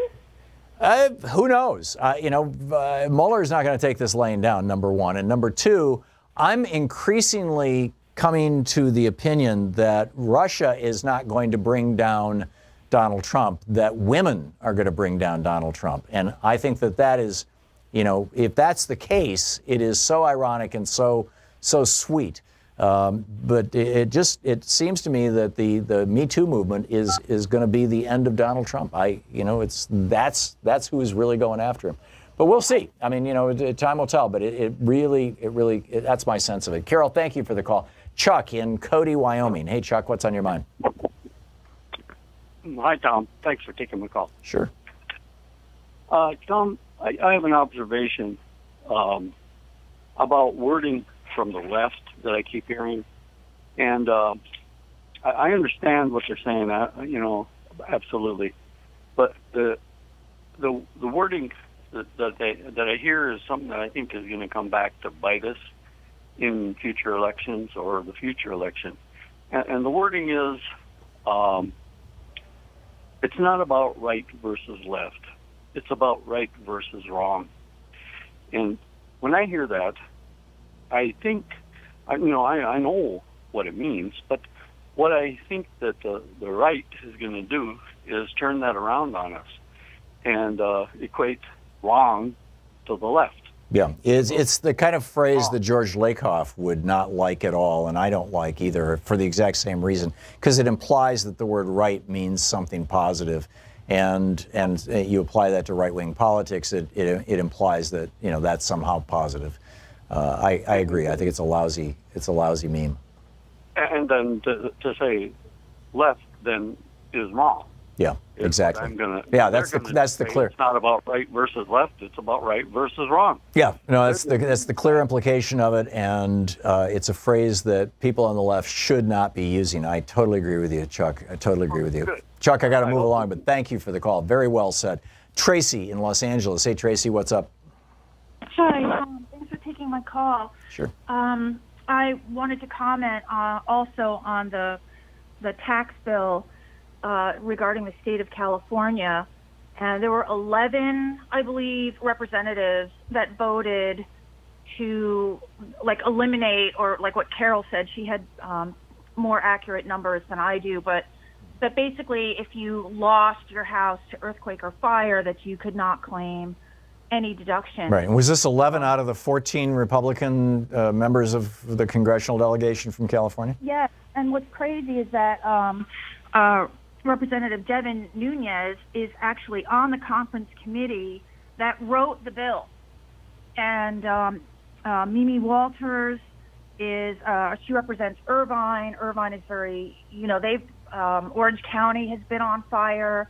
So a lot of these Congress people that are voting to take away this right to, take these deductions are actually in the areas that have burned like a year or two ago or are on fire now. Wow. Which is absolute insanity. And I just don't think that the people who are in these districts even realize that their own congressmen are voting against them in this manner. Well, hopefully they will when the Democrats run against those congressmen in the election next year.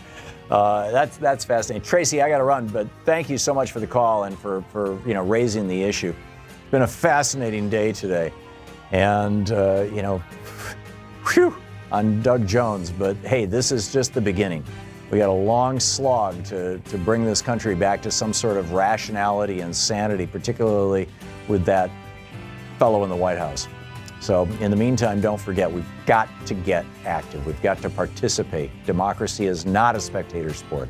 So get out there, get active, tag, you're it. We'll see you tomorrow.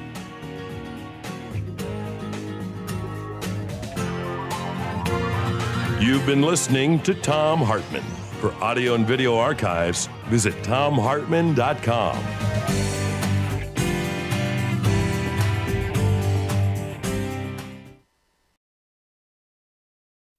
The Thom Hartmann Program is brought to you in part by the Aiden Forecast, an investment newsletter with weekly updates of leading market indicators and a monthly deep dive into what the details of the economy and the markets mean for investors and retirees. On the web at aidenmarkets.com. Wines have some of the highest pesticide levels in our food chain. This hour brought to you by ecowine.com.